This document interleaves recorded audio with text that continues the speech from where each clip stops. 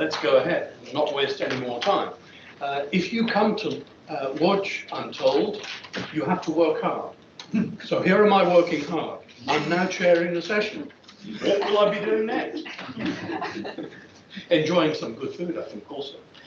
So, the first session has 4 speakers, and I'm going to introduce them one by one. And at the end of their talks, which are supposed to last 20 minutes each, make a note of this, we will have questions for all speakers together. So first to speak is Maciej Helbig, an independent scholar. Welcome to the club. Thank you. It's a small club, but we've tried. And so you start off with a title based on Matthew's Gospel. Yes. By their fruits ye shall know them. But your subject, yes, quite appropriate, is dates in Apicius. Yes. Go ahead, please. Thank you so much.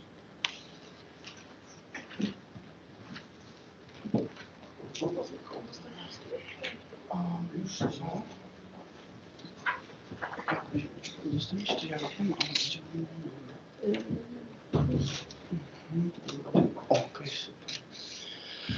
So thank you very much, Professor Dalby. Thank you very much to the organizer for having this opportunity for the second time in a row.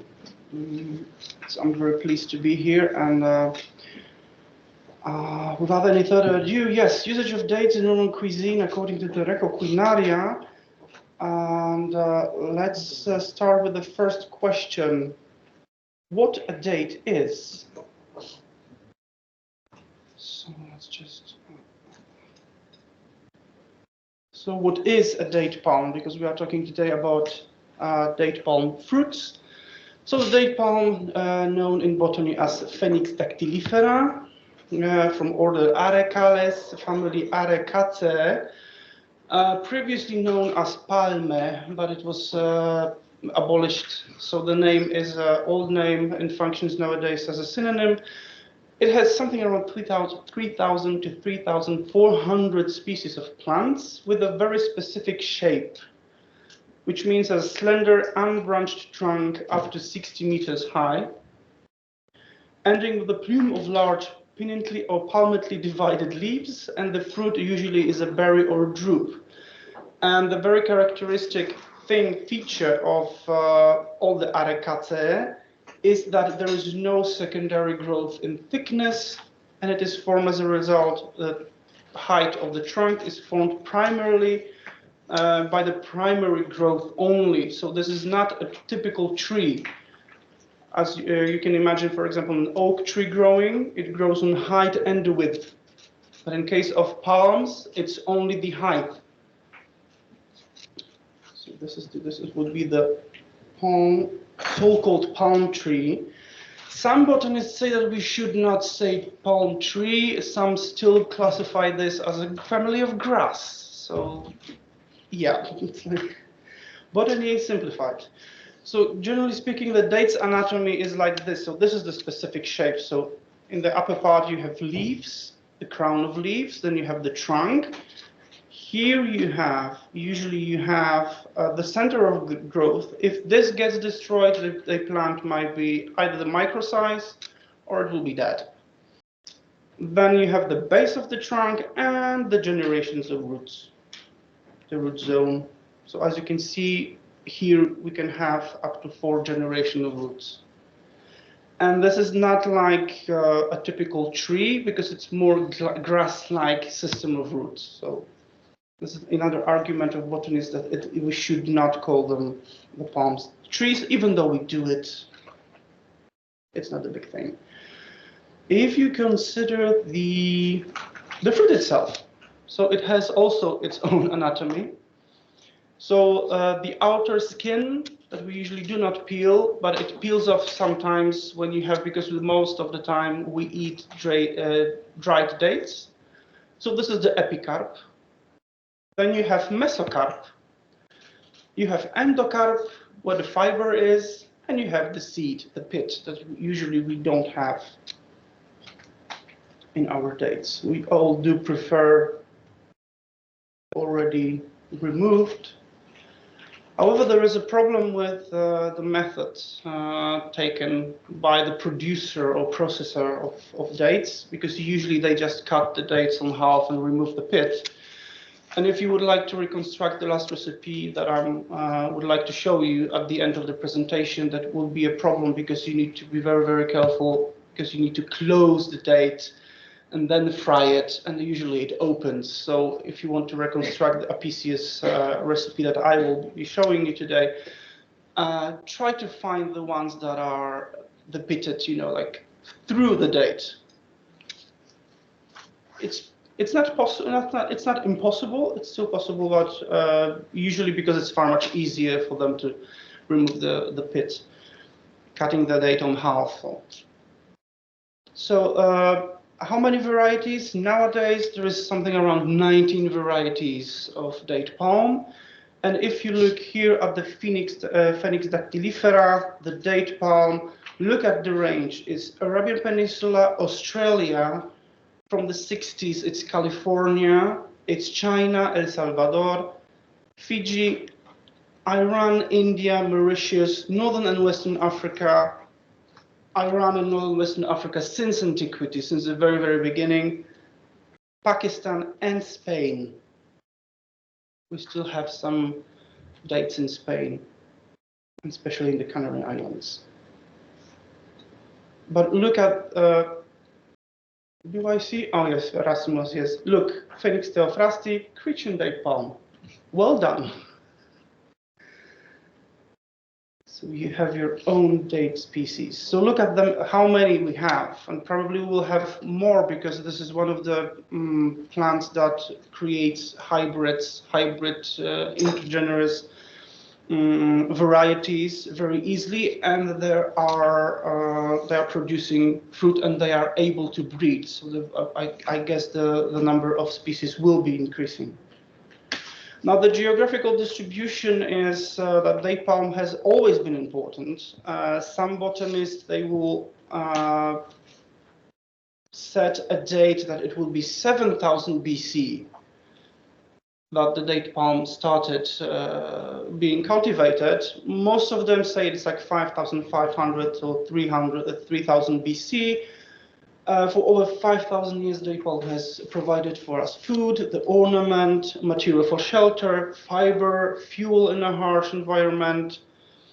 Thus, it has always been connected to social, cultural, religious, and economical development of people, especially in the Middle East and Northern Africa.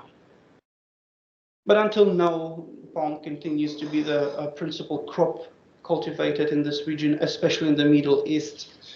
As one of the major producers. You will see a table pretty soon. There we have the geographical distribution. So look at the Exhibit A with the Northern African and West Asian Phoenix dactylifera, and then the Levant is always treated separately. Remember the city of Jericho, because if I manage to go to Pliny, he will be talking about one of the species that is from this area. So this is the current range of Phoenix dactylifera and Phoenix theophrasti in this part of the world. And we are talking always about the old world. Now, to be botanically correct, the extent of date palm cultivation in the old world is always within the Sahara-Indian hot desert area. Why this is so important? Because the date palm does not occur in areas with longer periods of frost, and the range of a date palm cultivation is always a distinction between hot and cold deserts and semi-deserts. This is pretty important economically. That's why here in Europe, for example, in Central Europe, we can grow, even at home, a date palm, but it will never bear the fruit. It's simply too cold. Maybe with the climate change in 300 years, maybe dates from Poland, who knows? It might be possible, exactly. So, as in case of every plant, the plant can therefore be cultivated as far as its ecological tolerance allows. So in case of date palm, the period of ripening of date takes up to 7 months, and it could not be cold. It should be warm, it should be pretty dry, not too humid. Otherwise, no fruit.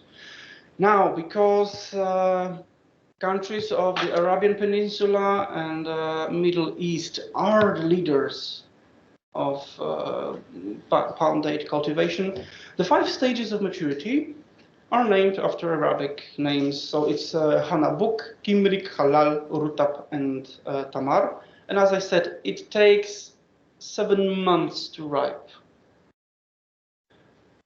You will see a picture when you have a date palm with branches full of dates, because one branch can have up to 200 fruit. And guess what? They never ripe at the same time, so you need several harvesting seasons to collect all of them. These are the stages of maturity.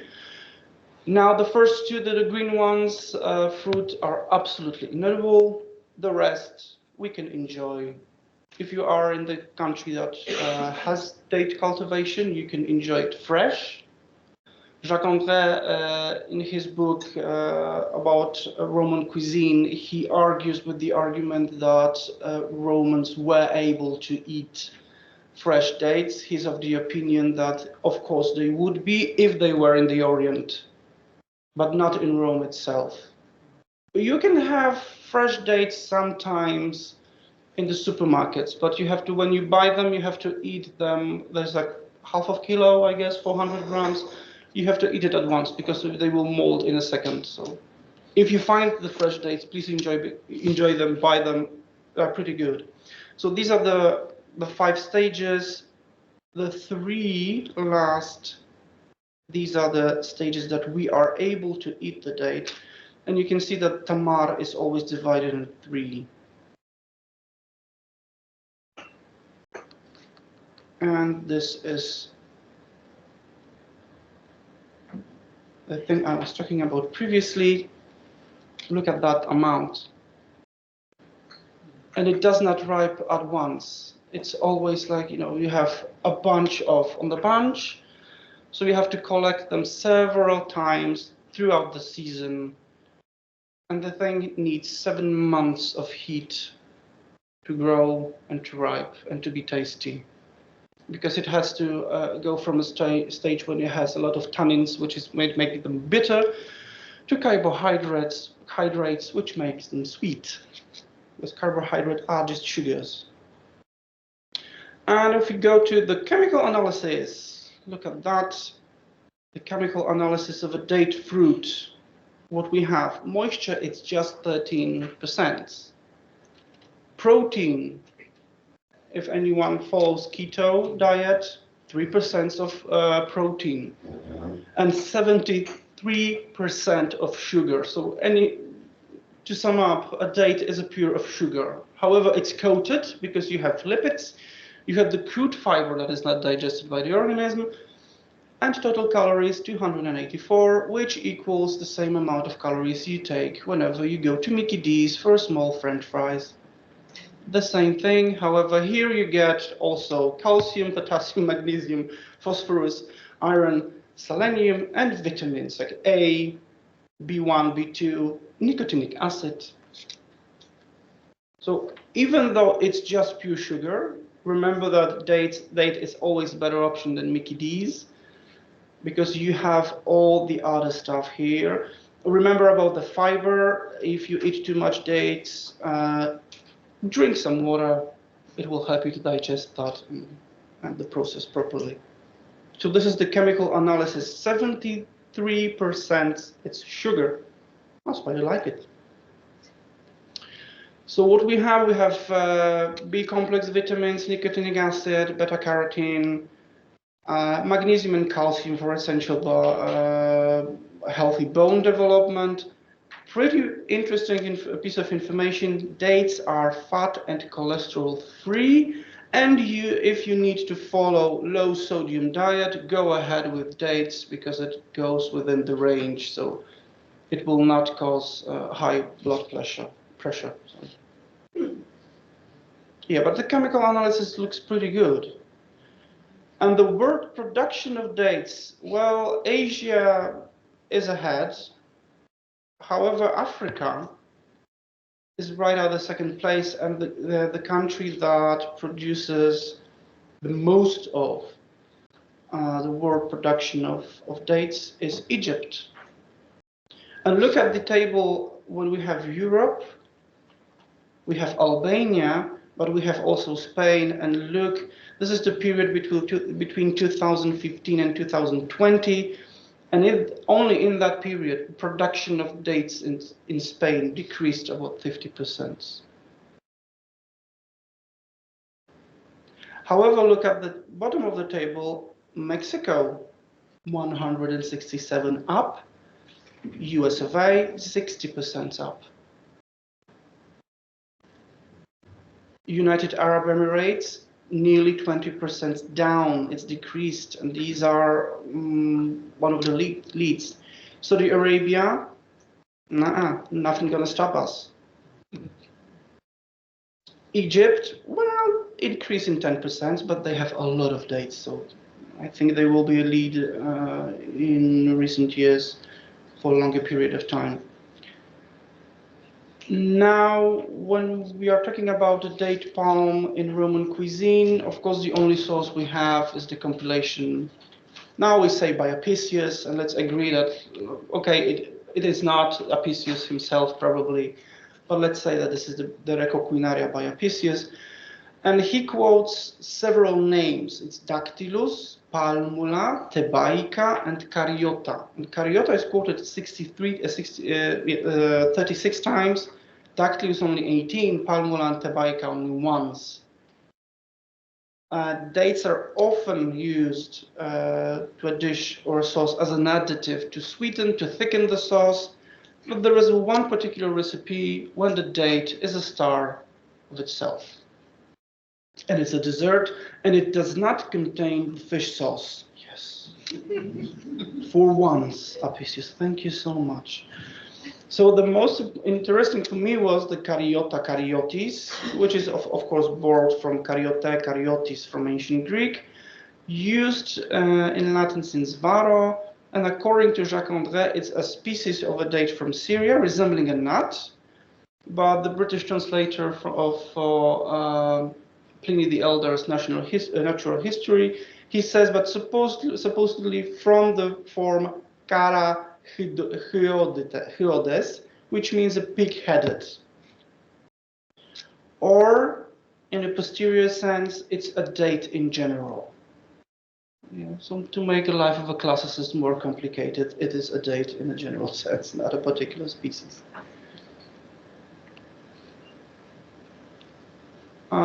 Of course, we have, for example, Cariota in Satyricon. Some slaves removed the little baskets from the tusks and divided the Syrian and Theban dates equally among the diners. Some translators of Satyricon in English, they want to separate the dates, Cariotas as the dried ones and Thebaicas as the fresh ones.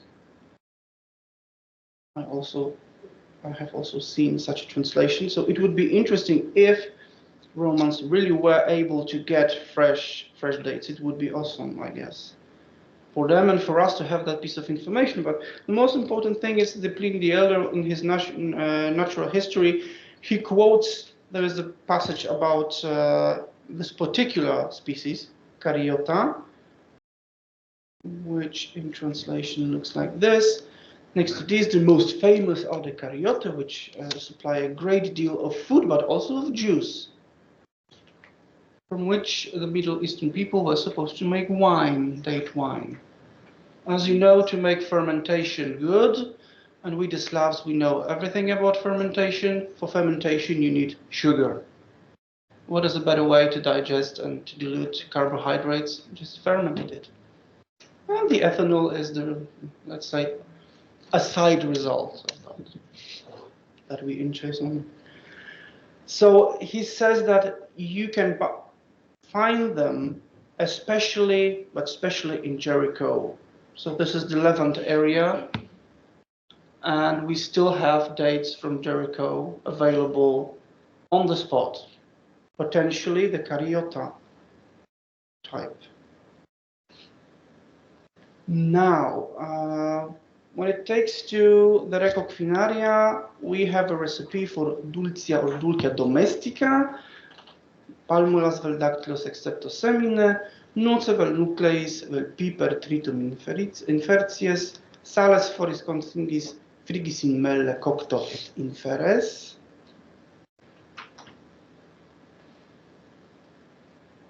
Homemade sweets. Stone small or ordinary dates and fill them with walnuts, pine nuts, or ground pepper. Sprinkle them with salt. Fry in boiling honey. And this is a very important stage because if you have the dates that are not peeled, but the stick is removed, the pit is removed by sectioning the date, they will open.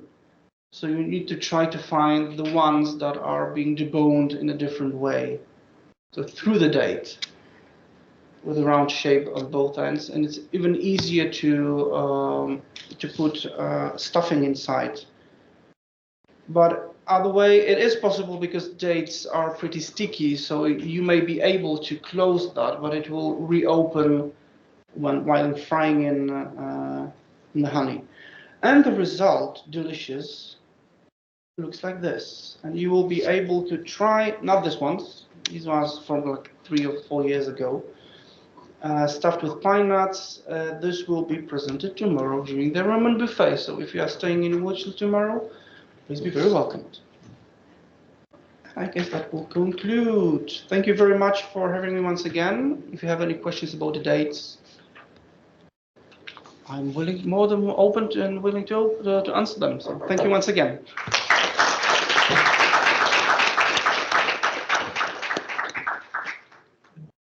Did he see me coming? Or did he time his presentation exactly to 20 minutes? That was remarkable, as was the presentation as a whole. Thank you very much, Maciej. Now, I have no idea how to make this thing work, but I'm going to speak on this for a moment.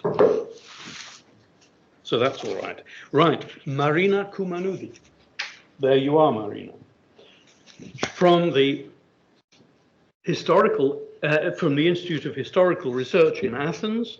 She has done a lot of work on medieval Aegean islands and, as she tells me, works particularly in the archives at Venice. But I think that for this presentation, she went further afield from Venice. I think she may have gone to Turin. Yes, exactly. But she's talking about an event with a very Greek context that took place in northern Italy. Marina, it's up to you. Thank you very much.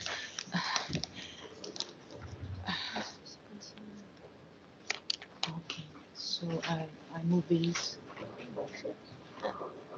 Okay.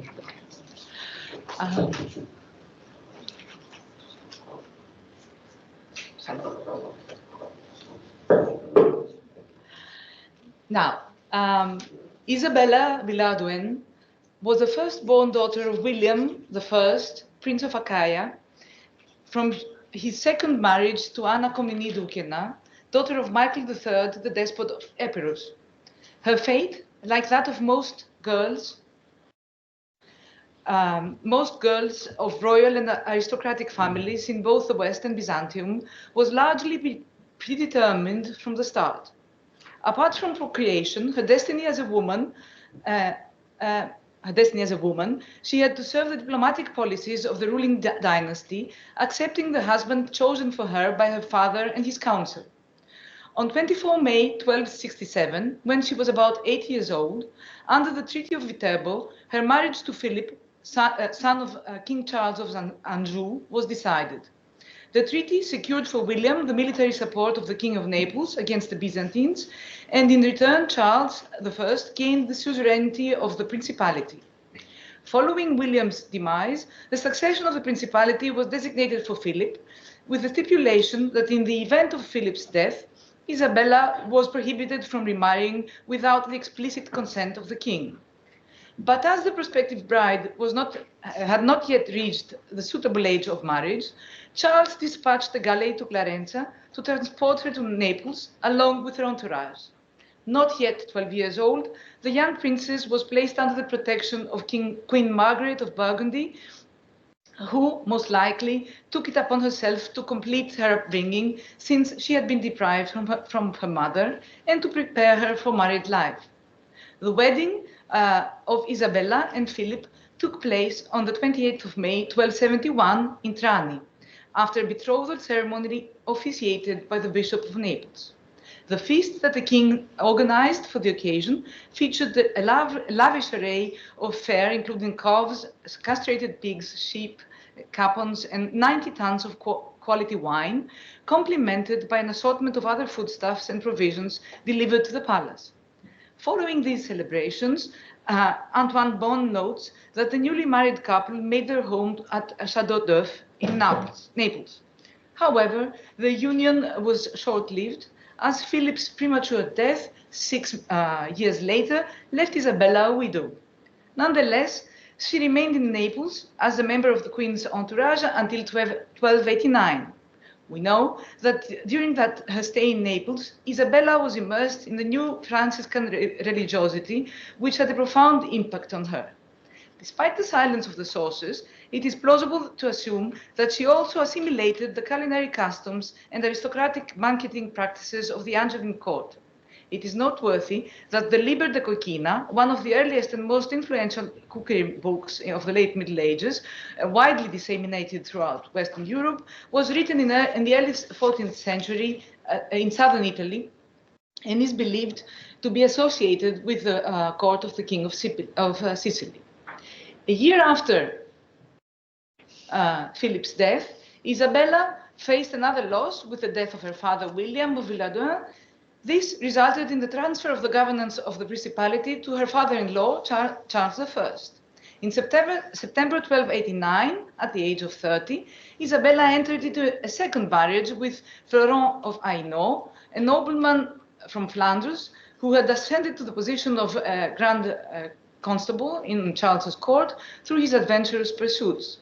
Given that the principality was not a primary concern of Charles at the time, particularly following the tumultuous events of the Sicilian Vespers, and persuaded by Florent's apparent commitment to stabilizing the region permanently, the king granted the couple governance of the principality. This grant, however, came with the stipulation that Isabella could not remarry without Charles's approval, should Florent also meet an untimely demise. Following their marriage, the couple settled in Clarenza, but continued to travel back and forth from Italy. In 1297, Florent, with whom Isabella had a daughter named Mao, died due to unknown causes, leaving Isabella widowed for the second time.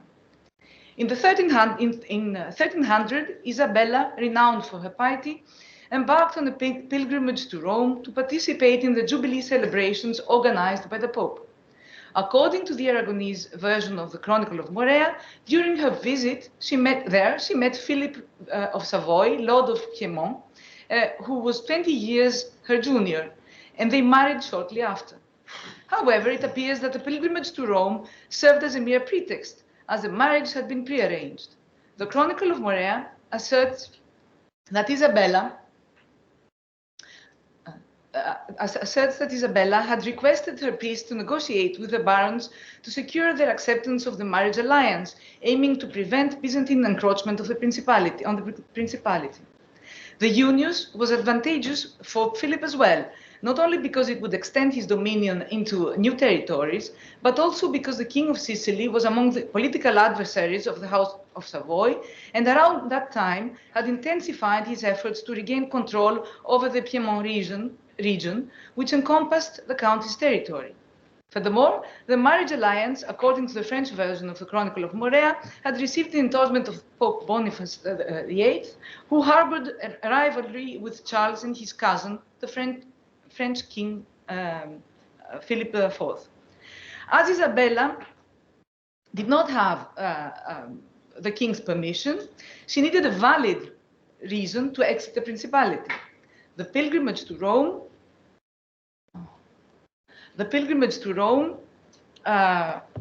served as one such reason, because the Assize of Romania, the law code of the Principality of Achaia, stipulated that the prince could leave the principality without permission from his lord, only to marry or to go on pilgrimage to one of the three greatest holy places of Christendom: Jerusalem, Rome, and St. James of Compostela.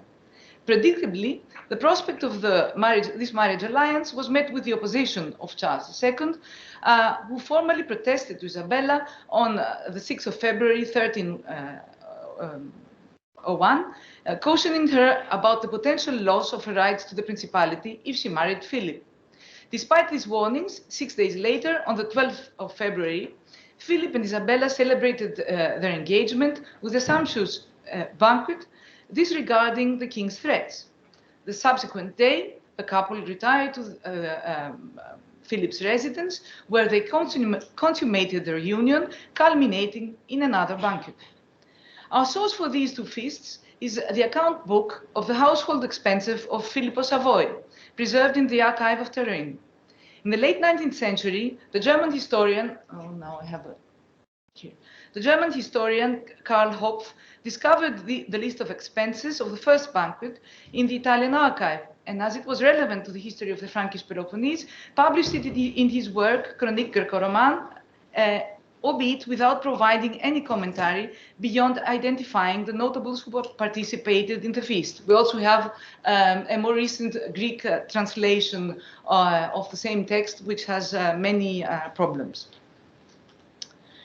Now, before we turn to the content of the source, it is important to consider the context of the document in which it appears. The County of Savoy in western Piedmont was established as an appanage for Amadeo's nephew, Philip, between 1294 and 1295.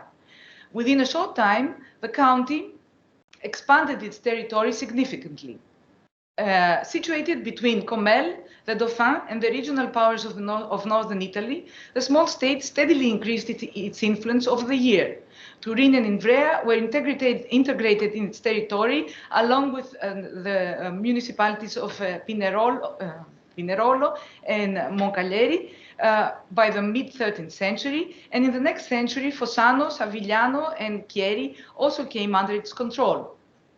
A decisive factor in the political construction of the county was the dynamic administrative policy pursued by Philip, which led to the development of a complex bureaucratic mechanism and the implementation of administrative practices developed for the needs of the Transalpine territories of the House of Savoy, with the creation of a specialized team of mobile specialists in law, documentation, and accounting, who were directly subordinate to the central government.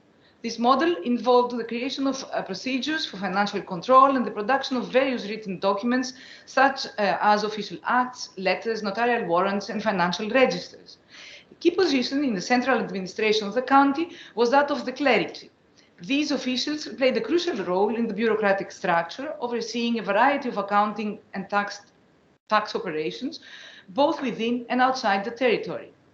The expenses for the two banquets of interest here are documented in a ledger detailing the expenditures of the household auspicium of Philip I from the end of November 1300 to May 1301. The ledger, a product of the administrative record-keeping system described before, is in the form of a roll, rotulo, consisting of 27 parchment folios bound together with string, and was meticulously kept day by day by the clericus Guiscardus, a native of the Transalpine region, who had been serving as the administrator of Philip's household even before the establishment of the appanage. Besides its interest for the administration of the finances of the County of Savoy and the medieval finance in general, the account book provides insights into the daily life, diet, material culture, hospitality, travel, politics in the time of Philip. The ledger follows the count as he moves with his entourage and servants from town to town, from castle to castle in the region of North Piedmont, descends to Rome, passing through Florence on the way, and returns to Turin, revealing that feasting was an important part of his public and social life. The feasts were occasions for eating and drinking, musical and theatrical performances, status displays, and lavish consumption, but also politicking and diplomacy. The repasts given on the occasion of his wedding to Isabella were not only celebratory events, but also the culminating and symbolic enactment of the forging of a political alliance through marriage. The entries for the days of the two banquets follow the general pattern of record keeping in the account book. Each entry begins with the day of the week, which on the first occasion is further defined by reference to the corresponding religious feast on that day, Domenica Carnis Privi, which is the first Sunday of Lent.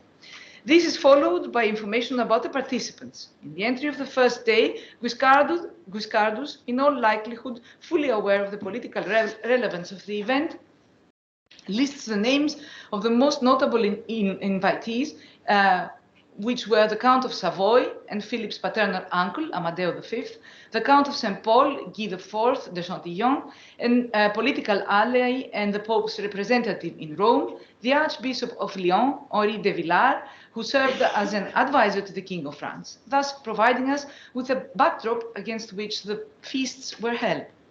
Regarding the participants of the next day's feasts, the information provided is general, except for the Count's brother, Thomas, who is mentioned by name. Then came the expenditures of the day in a single text, but grouped into 5 categories, each one corresponding to the respective service of the Count's court, which helps us understand how resources were allocated and managed within the Count's court. Specifically, the expenses for the purchase of breads, fruit, and the cost of the salt used by the bakery to prepare the baked goods are listed under the heading Dispensa. The second category includes everything related to the buticularia, the service that took care of the supply and distribution of wine and water. The raw materials, ingredients purchased for the preparation of the meals, the equipment leased for the use in the kitchens, and the wages of the individuals who worked to pluck the poultry, transport kitchen equipment, wood and water to the palace where the meal was served, to the place where the meal was served, and respectively transport the leftover food back to Philip's residence, all came under the heading coquina, kitchen, galley. The stabling costs, the supply of fodder, straw, and high-quality oats fall under the category marestalium.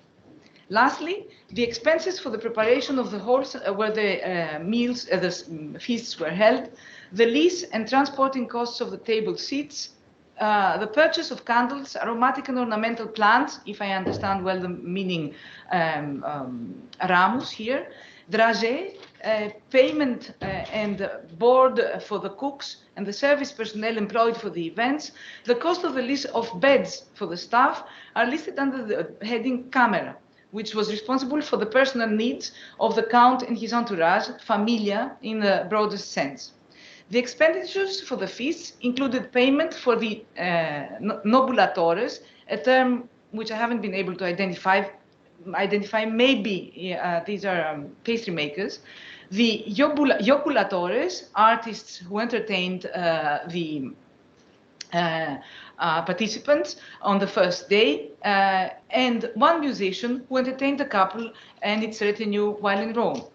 Additional expenses, which encompass not only those for the current days, but also for those following, are listed in subsequent entries under the headings dona, gifts, and librate, payments.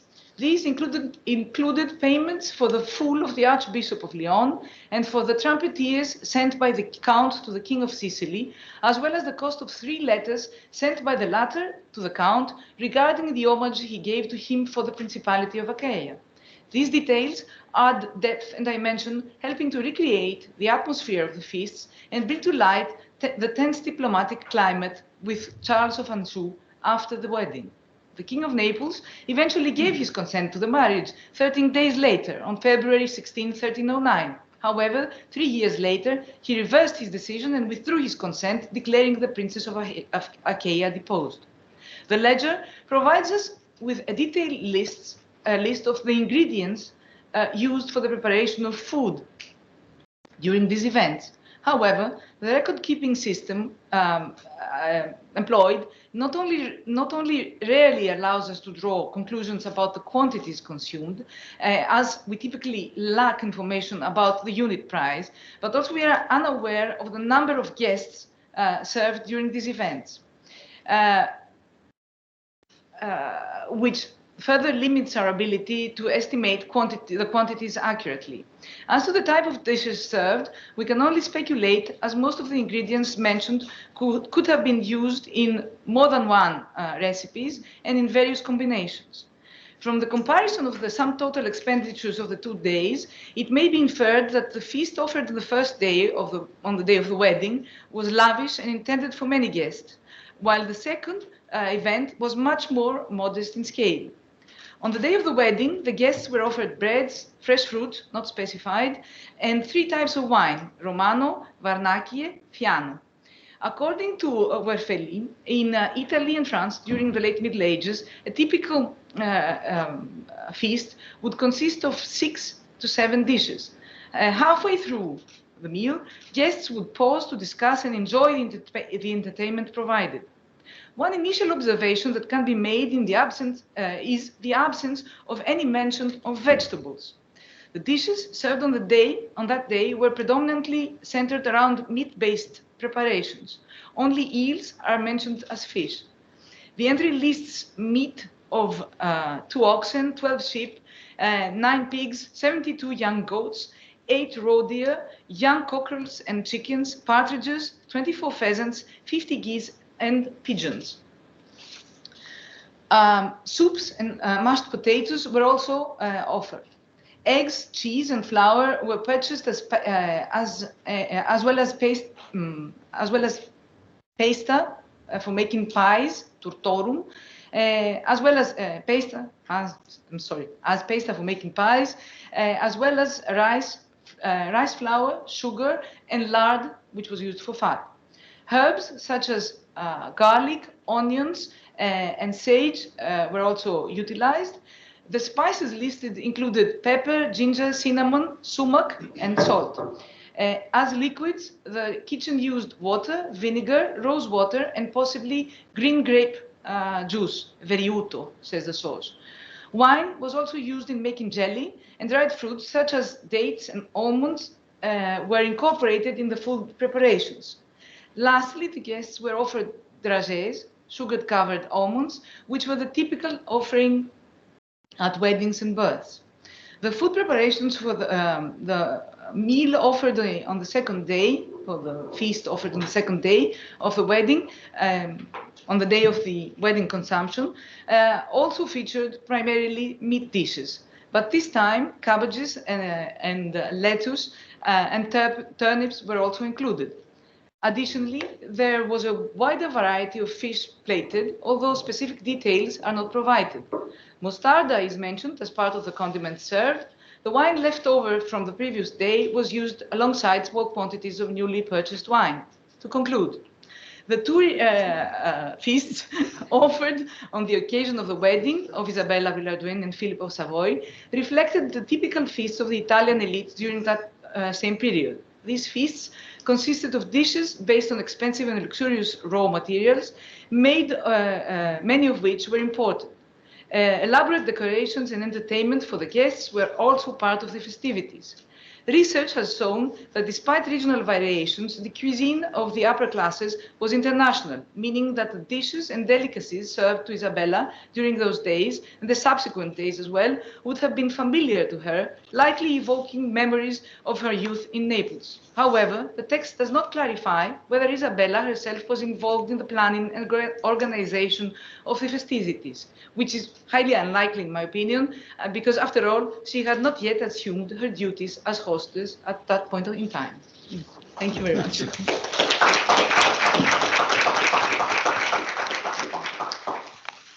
Marina, thank you very much. Again, you have followed the time limitations precisely to the minute, almost to the second. And I'm going to invite now Paulina Komar and Dimitri Van Limbergen to come up and to give their joint presentation, one from Warsaw, one from Ghent, but here they are, on the taste of late antique wines. I'm looking forward to this.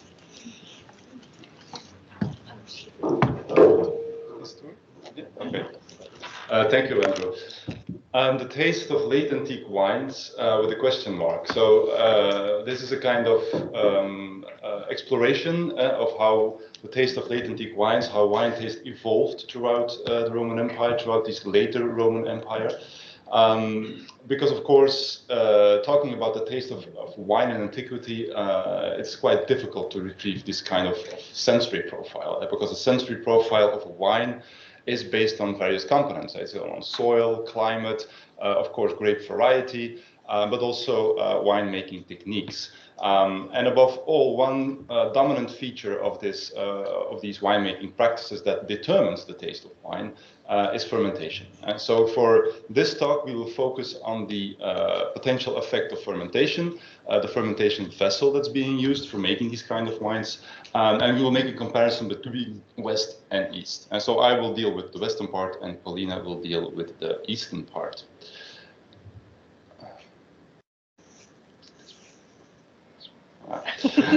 Cool.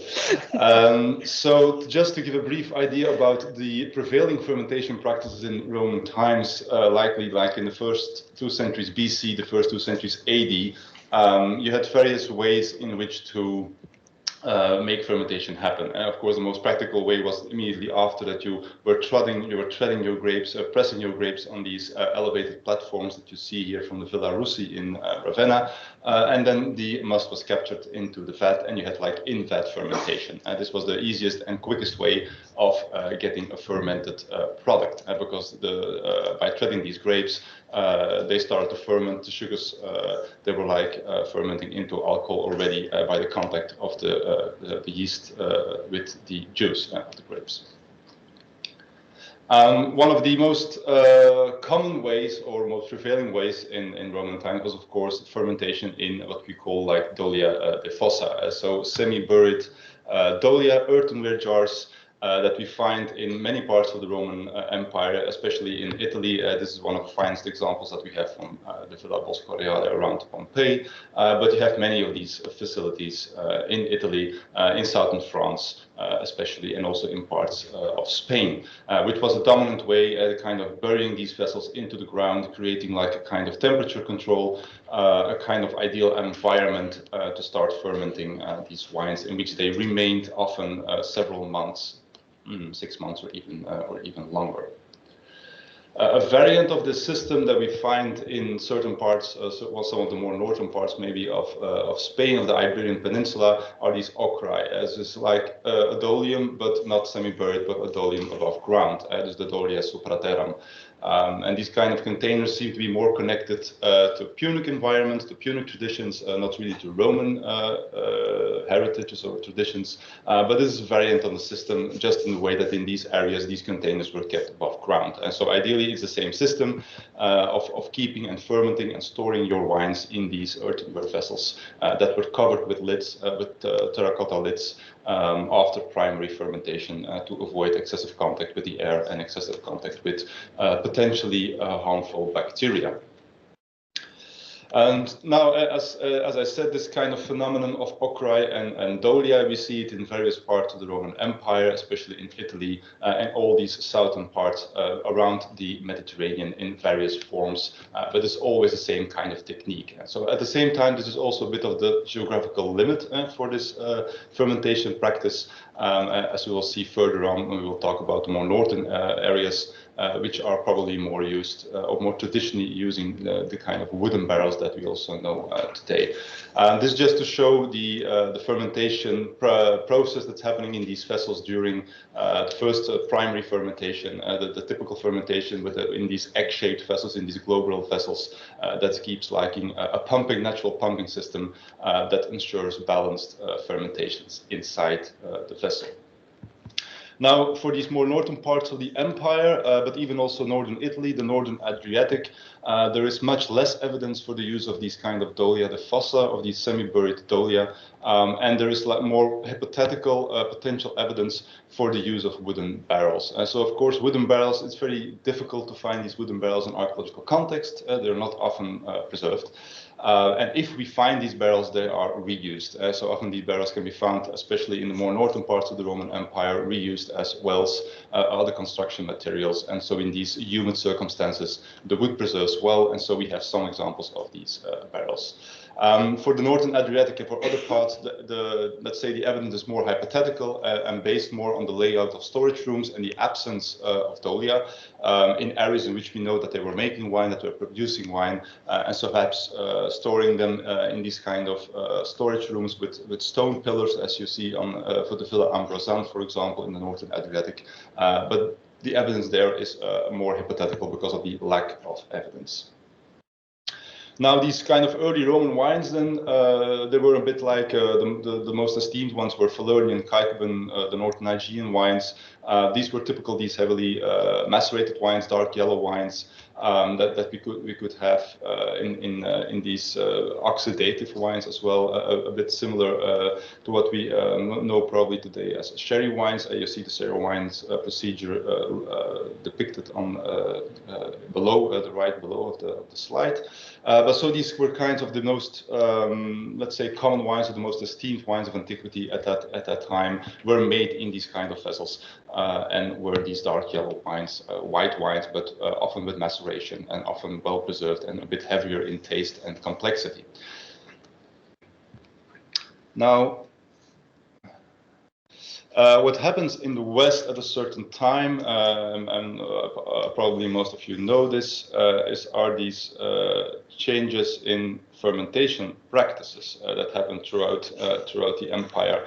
And so for the West, this happens a bit together with a shift from amphorae to wooden barrels. So in the course of the first 3rd century AD, there is more evidence that the use of transporting wine by amphora is being replaced more and more by wooden barrels, and especially in the northern parts of the empire, but also in other parts around the Mediterranean. At the same time, what we see happening is that storage for wine is also this system of dolia wine cellars is starting to disappear as well in the course of the 2nd century AD. So almost all examples, or most of the examples that we have from dolia de fossa wine cellars belong to this period of the 1st, 2nd century AD, and afterwards there are much less examples of this system. So the question that we explore in this paper is, in part, does this explain a kind of shift also in storage practices from dolia to wooden barrels in wine cellars? At the same time, we have some of these late antique dolia cellars. So there are examples of them. I will show 2 examples of it. But they tend to reuse older dolia. And so they tend to reuse dolia that have been made like 1 or 2 centuries before. So they were not newly made for these wine estates. So perhaps a more dominant use of wooden barrels in the northern areas.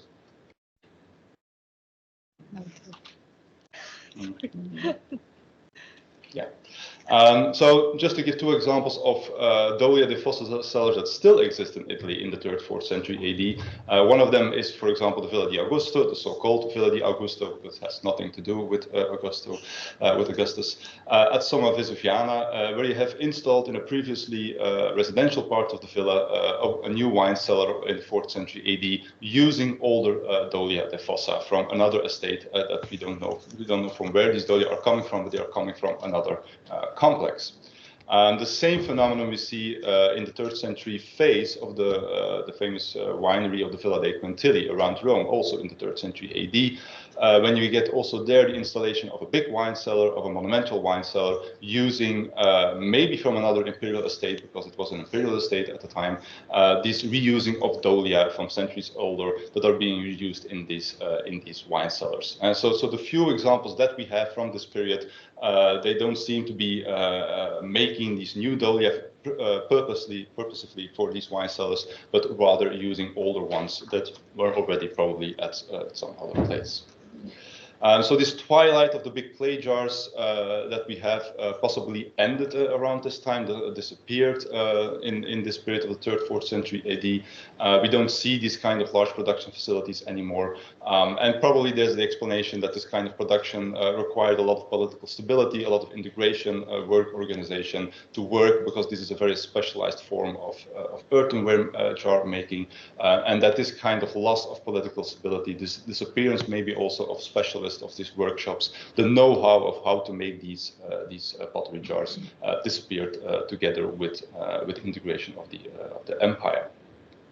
So one potential direction in which fermentation or wine storage evolved in these centuries is the use of wooden barrels. And wooden barrels was an old technology. It was not something invented by the Romans or by the Greeks, probably a Celtic, Raetic sphere element of their cultures.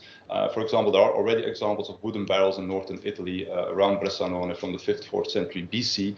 We see this kind of wooden barrels in large wood, and this is important, as we will talk about the kind of woods that are being used for making these wooden barrels and the effect of it on the wine. Later on, it's not probably a coincidence that writers like Strabo and Pliny mention the widespread use, especially in these northern Adriatic areas of Italy, around Aquileia and more to the north, where apparently they were using gigantic barrels to store and transport wine in this area.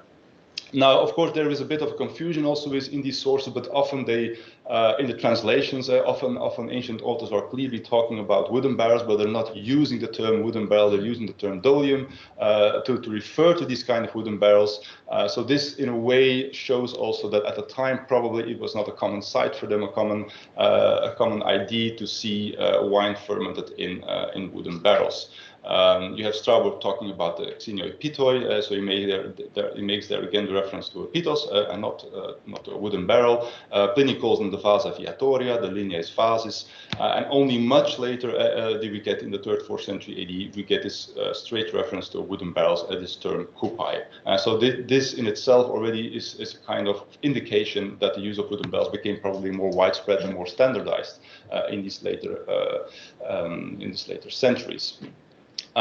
There's a reference from Strabo that he's referring to these barrels as being pitched like dolia. Dolia were pitched to make them permeable, for also lesser oxidation effects. And that is often considered as a mistake, as people also only thought that earthenware containers were pitched. But actually, we do have examples from wooden barrels, some of the wooden barrels which have remains of pitch on them. So it's all very important because pitch, of course, is a very dominant element that can give your wine a kind of resinous taste. And as we will see later on with the kinds of wood that are being used, that probably this kind of resinous taste was something that was being sought after during fermentation in these barrels. So these are very fuzzy maps, older maps, but the only maps that you can currently find of barrel distribution in the more northern areas of the Roman Empire, and you see a clear connection with these northern more wooded areas of France, northern France, Belgium, and southern England. And many of these barrels are along military camps also in the 1st and 3rd, 2nd centuries AD. So a clear relationship also there with movement of the army and of provisioning for the army that's being connected to these barrels. So as I said, these kind of finds of barrels are almost always from reuse in wells or other contexts, and never from actual wine estates or other domestic or productive structures. Now, it's important before shifting to the east to focus a bit on these main types of wood that are being used, because we are very much used to having like wooden barrels made from oak, so American oak, French oak, Hungarian oak, these kind of oaks are being used to give taste to our wine. These very distinctive vanilla taste, a very, very dominant taste sometimes. Most of you will probably have already drunk a Chardonnay full of vanilla taste made in wooden barrels. But surprisingly and interestingly, this is not something that we see in antiquity. Almost all these barrels are made from softwoods, so resinous woods, so these kind of pine wood species. That are probably more suited for shorter storage and shorter aging periods, only a couple of years, contrary to oak barrels. Oak barrels can be used to store wine for a longer period of time. So we have silver fir as a very dominant form, very dominant species, and large. And then more rarely we get also other types of trees like chestnut, poplar, and very rarely, occasionally, oak. But probably this only became popular in later times for storage and aging. When we look at this kind of woods, it's important to see what they give in terms of flavors, of sensory profiles to your wines. And here is really something that needs to have more exploration, because there hasn't been much research on the effect of this kind of woods on wines. But when we see, for example, the silver fir, which is one of the most dominant sources that also was being used for pitch production in ancient times, you get this very substantial impact of resinous flavor in it. It smells like raisin. It's lesser strong than raisin, but it has this typical biomarker that gives you this very resinous flavor in the product, in the juice or the must and the wine or other alcohols that are being fermented in these wooden barrels. This, for a bit contrary to larch, which larch was also widely being used as a barrel, which under longer storage, it's tend to give a more smoked flavor to the wine. So smoked wines were particularly appreciated in ancient times. So it's interesting to see this kind of link between larch and smoked flavor to wine. From the more rarely species, it can be interesting to point to the use of chestnut trees, which was also used widely in the past in the Mediterranean for storing and fermenting wine, because it was very widespread and also low cost. So possibly also there a kind of economic reason that is in play there when using this kind of trees. Now, to finish this part for the West is, as we make this comparison between Dolia and Kupai in terms of what they give you to the taste of your wine, then the main difference becomes in the fact that you have with earthenware this neutral vessel, which preserves the natural aromas of the fruit more. You have this fresh and fruity flavors, which is very particular for these wines made in these kind of earthenware vessels. Probably wines that could be stored for longer periods of time. You can use these earthenware vessels also today to store your wine for a longer period, for a long amount of time. And this is kind of a difference probably with this kind of wooden barrels in antiquity, the kind of woods that are being used, that they probably were more short-lived wines. In both cases, you have micro-oxidation. Both these earthenware vessels as wooden barrels give micro-oxidation. But the important aspect here for these wooden barrels is that, of course, these kind of pine trees, these large, would have given more resinous tastes and aromas of menthol. And this, of course, is much different from the use of oak in today's winemaking. So that I leave you here with this kind of food for thought in this first part. I will not go into this difference between oak barrels. I already touched upon it, on how this differs from the widespread use of oak today in modern winemaking. Okay, so since So since Pithoi or Dolia, so clay vessels for winemaking, almost disappear from the West, and since the West is flooded with the wines kept and probably fermented in barrels, in the East we see on the one hand new technologies, on the other we see the constant use of these clay jars. So here, for example, as just one case, from Yavne, recently studied big winemaking complex in Palestine. Wine was made there for the commercial purposes, certainly. So there are these scallop shell niches, scallop shell shaped niches, which, according to some scholars, they might have served as partial distillators. So there were some studies which show that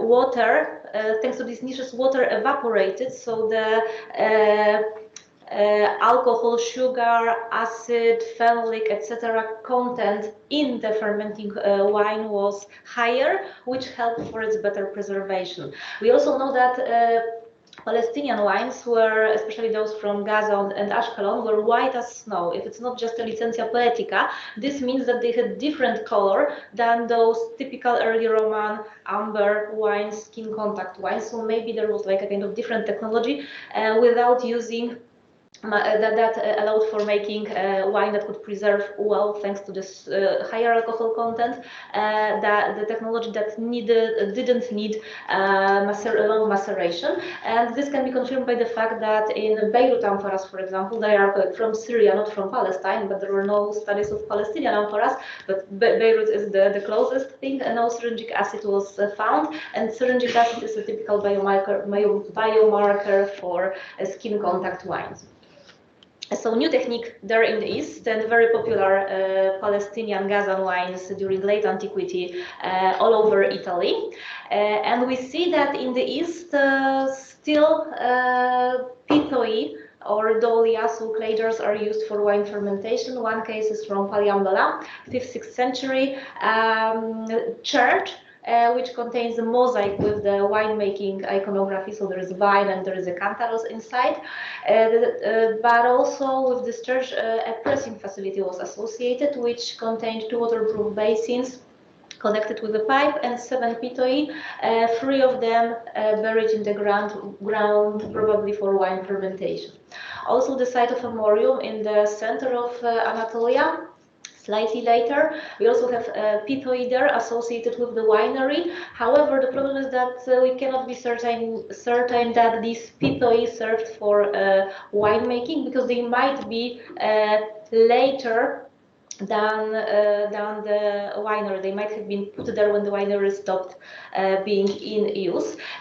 Here we also see that in the eastern part of the Mediterranean, other vessels than clay pots were used for wine fermentation, but still we see that this early Roman practice is very, very popular. The best example is the Khihani fortress in Georgia. This is in the mountains 2 kilometers from Batumi, so from the seaside. Like beautiful landscape, and actually during the rule of the Abusaridze family, who built this fortress as their residence, there were 2 wineries. One functioned during the late 10th, early 11th century. It contained 43 pithoi, slightly bigger, and while the other is dated to the 13th century. Here are some more examples of the pithoi, the state of their preservation, and maybe the shape will be later. They have this decoration, which is also typical for these vessels. And here the 13th century winery, unfortunately partly destroyed, so we do not know their its original dimensions and the number of the vessels. Okay, there are only 28 of them. Okay, so as you see, but I wanted to show you that there is a different shape. Look at the central vessel here. And we will see this type of vessels on the mosaic from the Hora Church in the Constantinople, 14th century mosaic. So if it's in a mosaic, in an important church, it means that the practice was very popular and very common there.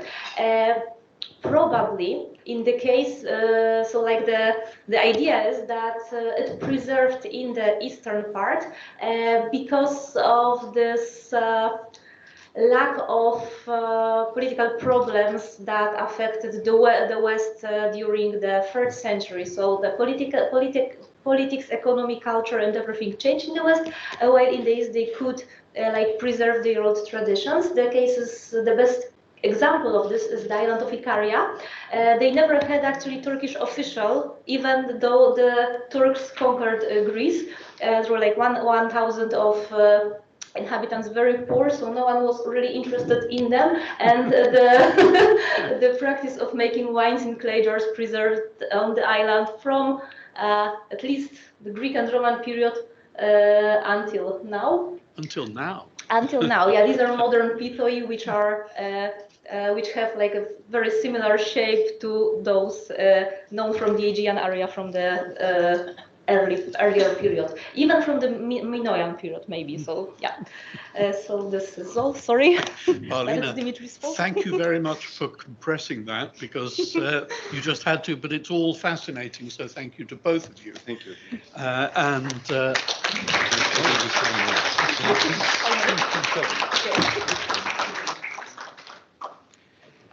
And so finally, I ask Jana Kopáčková to speak on wine and oil production in Histria and Dalmatia.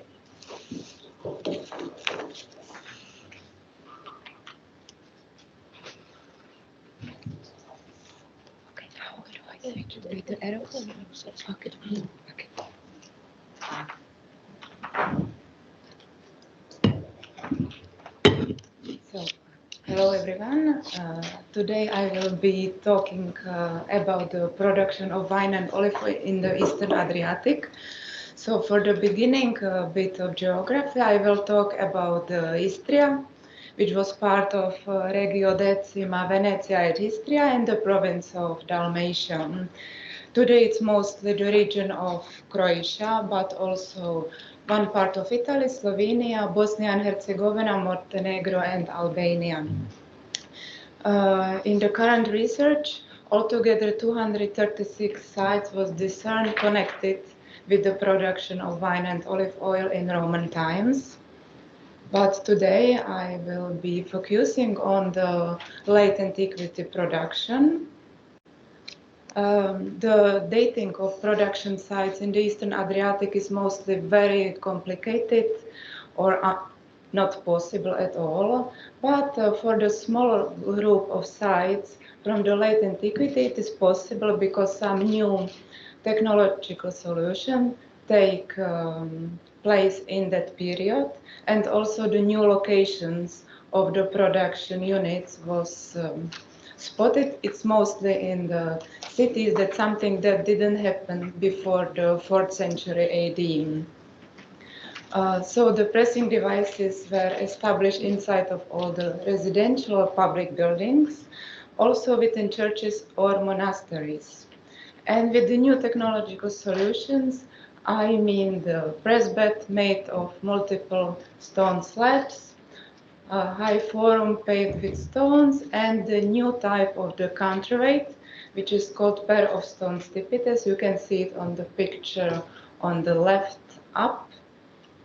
It's a very specialized type of counterweight that was not used in other parts of the Mediterranean. So far, it seems that this is some new technological inventions from the Eastern Adriatic.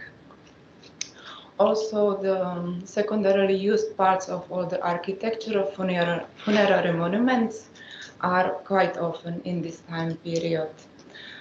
Based on the location and new technology, I was able to discern 18 sites in Histria and 45 sites in Dalmatia, altogether 63 sites dated to late antiquity and the early Middle Ages.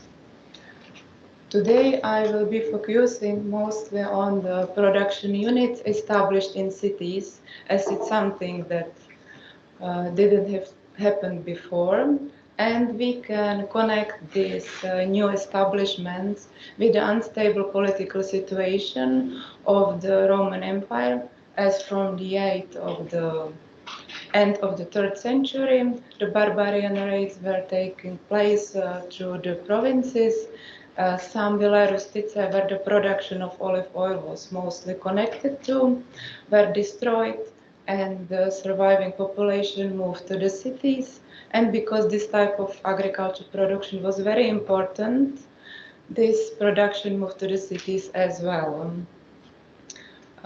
This phenomenon is called rustification or ruralization of the urban context, and it was evidenced in the colony of Parentium with 2 production units, in colony of Pola 3 production units, and in the city of Nesatium 1 pressing device in Histria, and in Dalmatia in the colony of Jader with 2 sites, and in the colony of Salona, the 8 sites.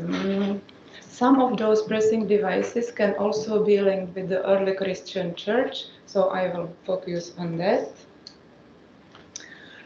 In the colony of Parentium, in the very heart of the city, where the Cardo and the Cumanos were crossing, new building was established in the late antiquity, and in one of the rooms, 2 parallel pressing devices were placed. One of the pressing devices used the counterweight made of the funerary monument from the 1st century. The construction of this building can be probably linked with the building of the Euphrasian Basilica in the first half of the 6th century. As we know, the Christian church used quite large amounts of wine and olive oil, so it is presumed that this production unit was directly linked with the ecclesiastical economy and served to provide probably olive oil to the church itself. In Pula, in the colony of Pula, a few years ago, the quarter of San Theodore was excavated.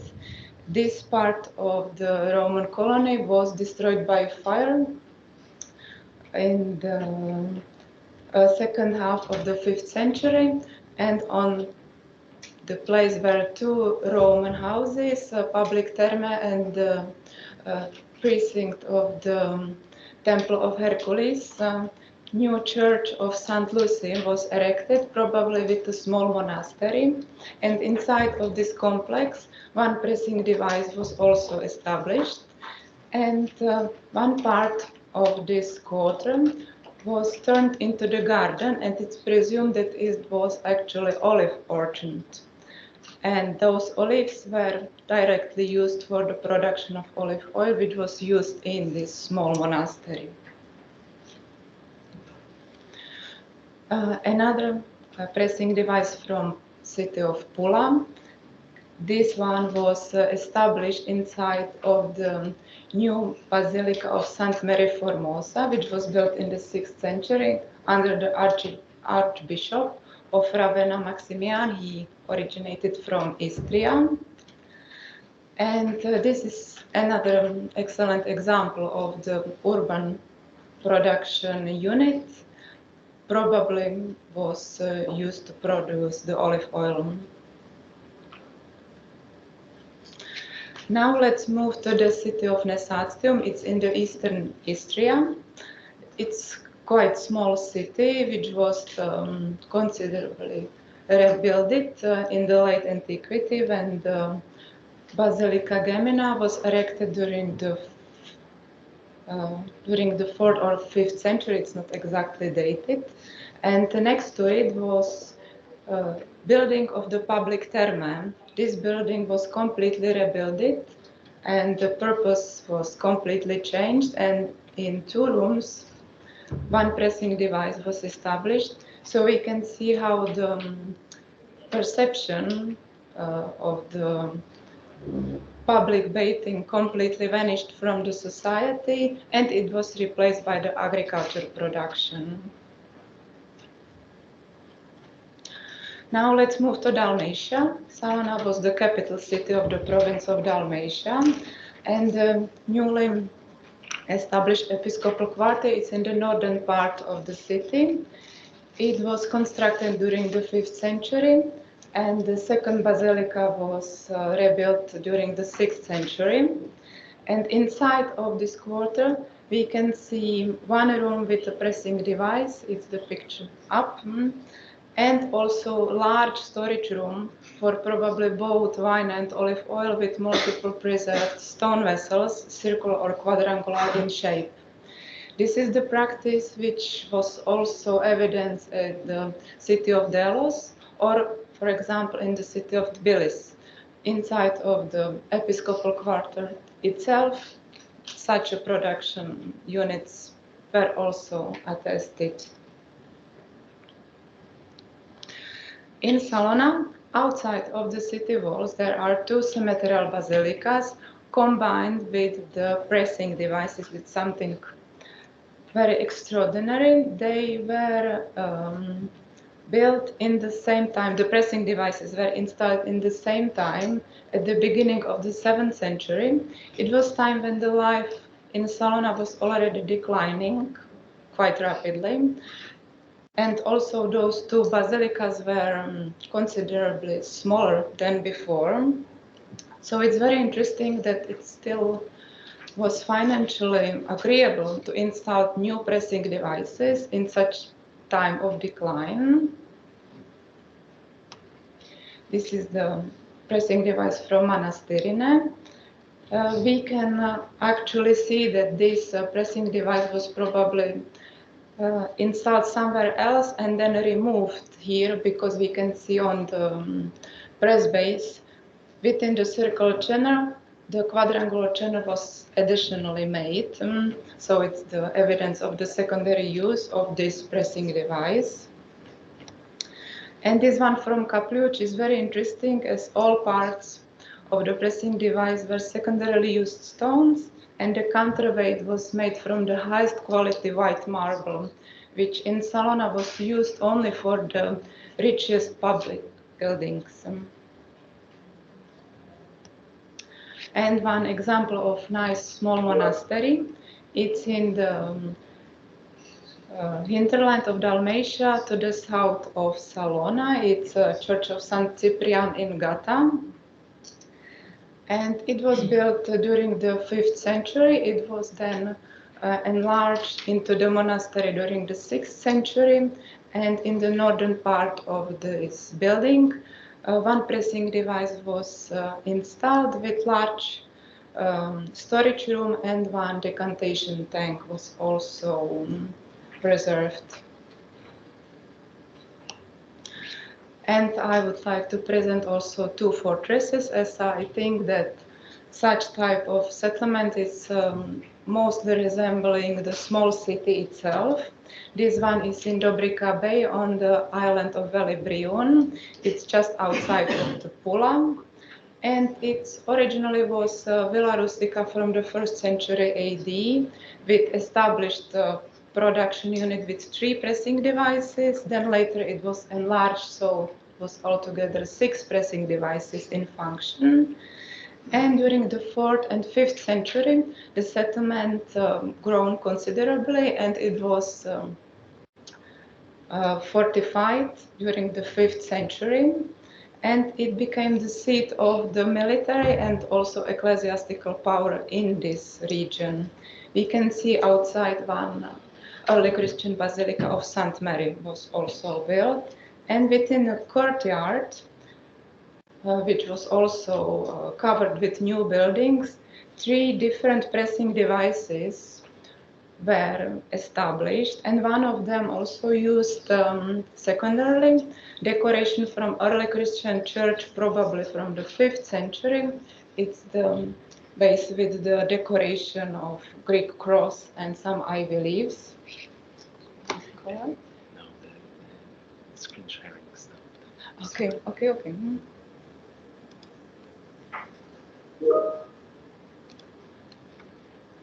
Mm-hmm.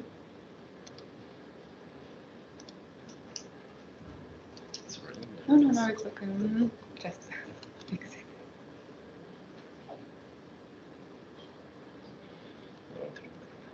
Yes, no internet connection.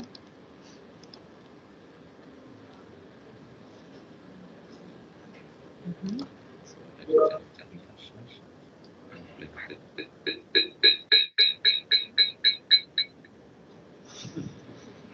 Sorry. Okay.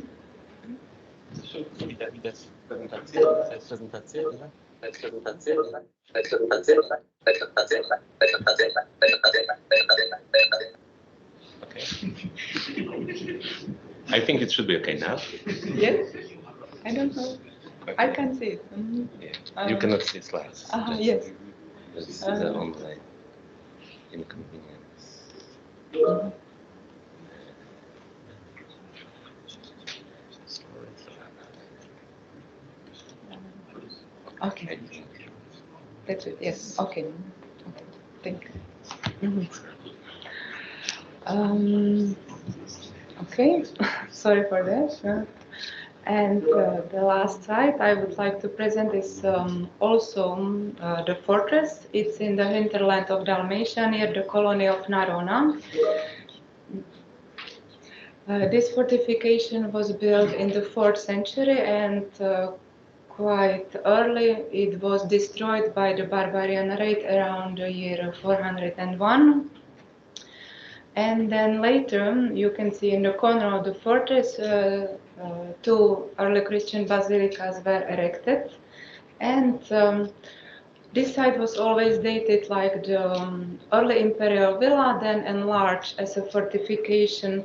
I would like to change that because inside was one pressing device, which was clearly established in late antiquity, probably also during the 5th century, so it could be connected with the construction of the 2 basilicas because of the use of the pair of stone stipites. So,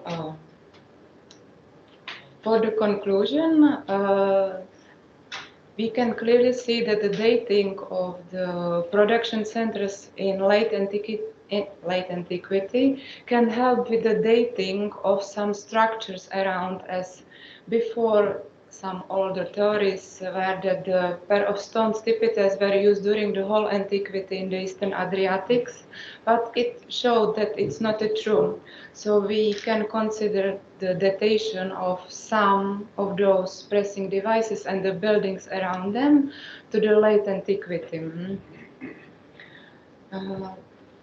So to conclude it quickly, so from the 236 sites in the Eastern Adriatic, the 18 sites in Histria and 45 sites in Dalmatia can be dated to late antiquity or the early Middle Ages. And it was thanks all to the unusual technological solutions and also the new locations of those pressing devices. Also, the link between the production of the times and the early Christian church is now much more visible than it was before. So this topic has really great potential to study, and hopefully in the future we will have more results. Thank you. Thank you.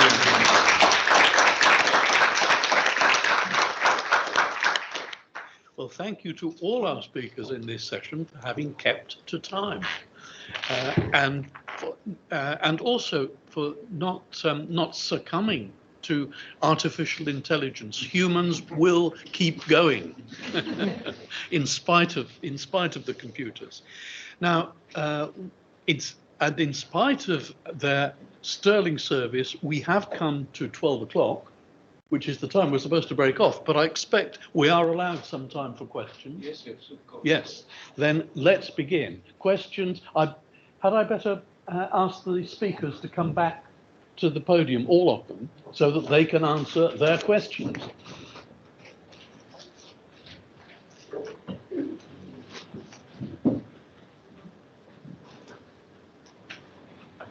Sorry.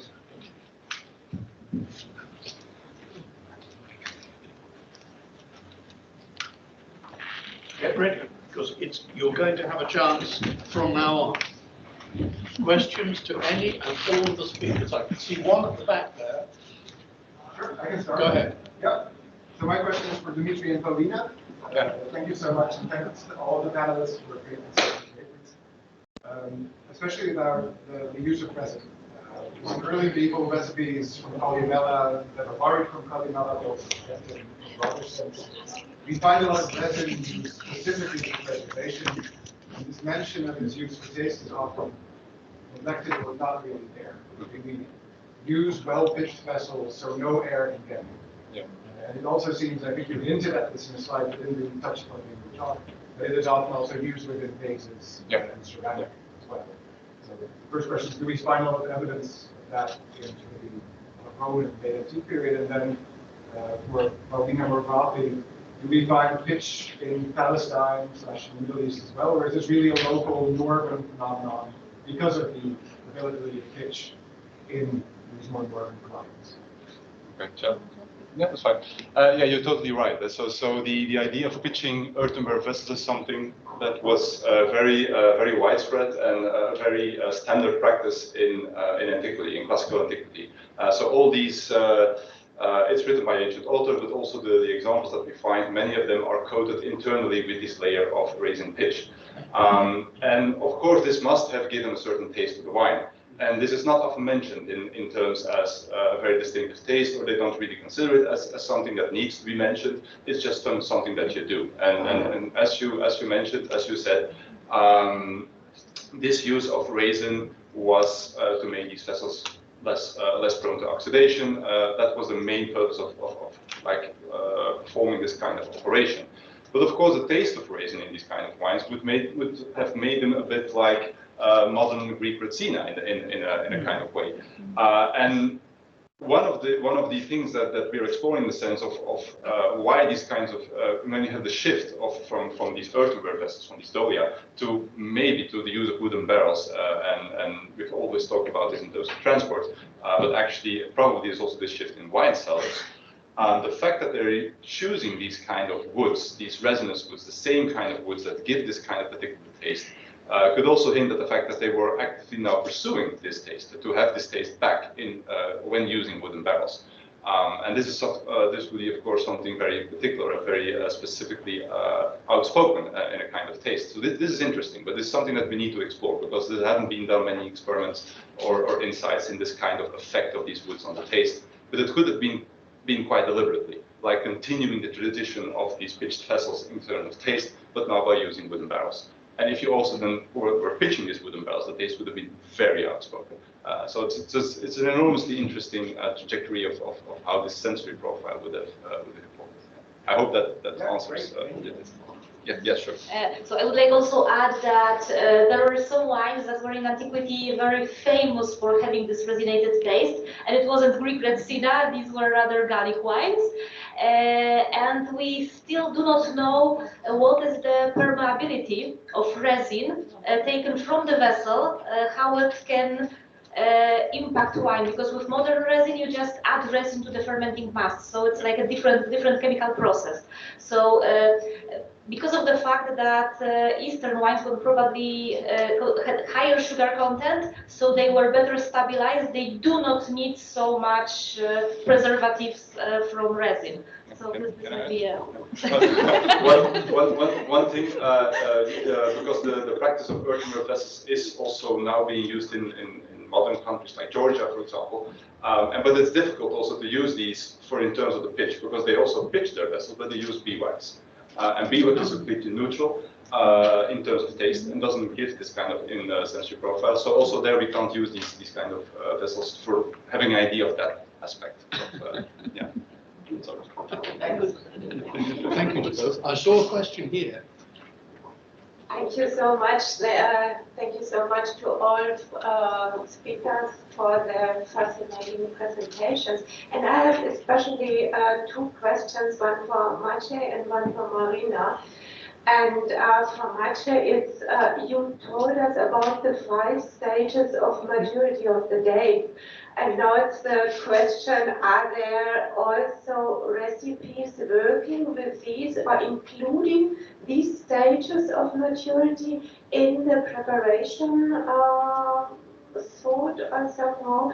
And the question for Marina is, it's very interesting that you told us about the complete absence of vegetable in the dinner and in the meal. And you also mentioned this green grapes juice, and I know this from some therapeutical concepts as a heavy astringent and helping for purging and helping for consumption of the day. And so if this is perfect going with these heavy meat dishes. And so do you know from your sources where there are posts in the dinner? So these are my questions. Thank you. I'll go to Marina first. Okay, thank you. From my source, no, but from what I've read, this grape juice, is used usually for the preparation of some specific sauces which complement meat. Mm-hmm. So, okay, they work exactly. Mm-hmm. Your turn now, man.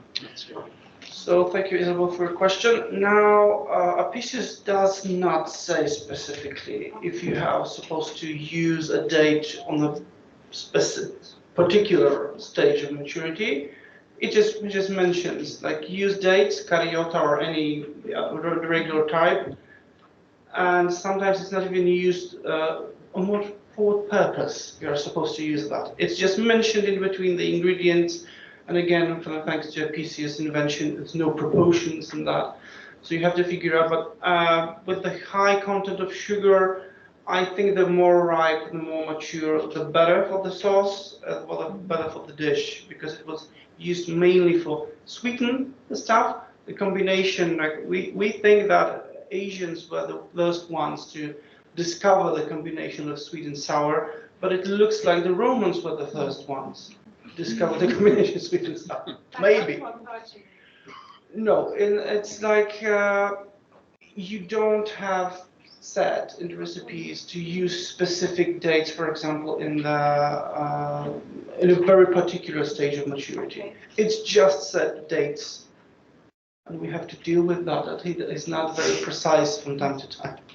Right. Sorry that I cannot go any further with that. No problem. Thank you so much. Thank you. I'll allow one more question if it's a very quick question.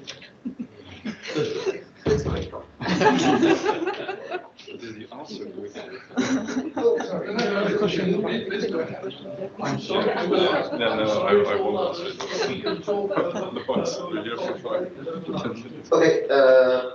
One thing is that Mark Grant said the same thing, that the Romans and Greeks had invented sweet and sour in his dieting for an emperor. But the other it was defritum. Where can you draw the line between defritum and young wine? Mm-hmm. So what I'm really asking the whole panel is, do you think where recipes call for defritum, are they talking about something like Martinskeho, St. Martin's Day wine? Good question. Because I would say it's just pressed juice that is, grape juice that is being boiled to a certain stage to thicken.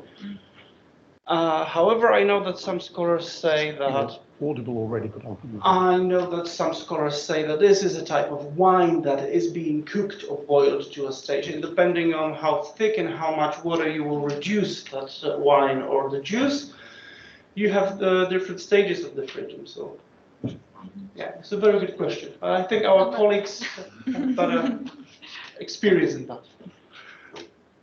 No, I think the fruitum is like in the most of the text is like a different category, not a wine. However, it's among grape derivatives, so it's included into it. But this is definitely just a syrup used for preservative purposes, not like no alcohol. Also, high sugar content inhibit alcoholic fermentation, so no possibility to have something very sweet and with high alcohol content.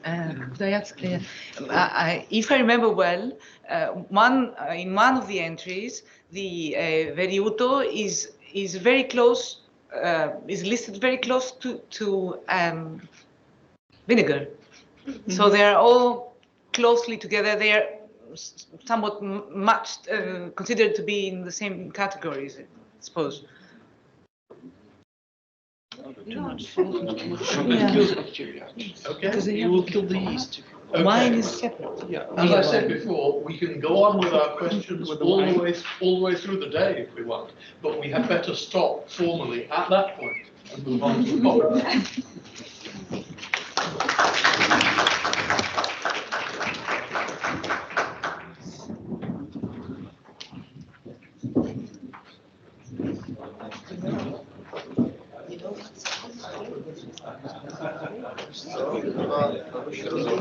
To właśnie połącz teraz?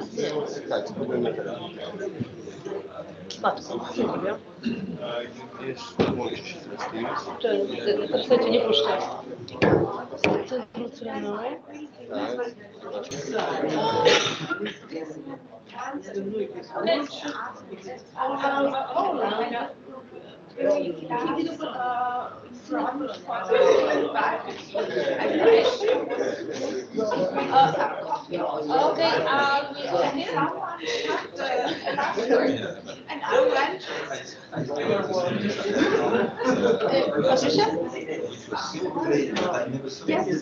So I was walking. Okay.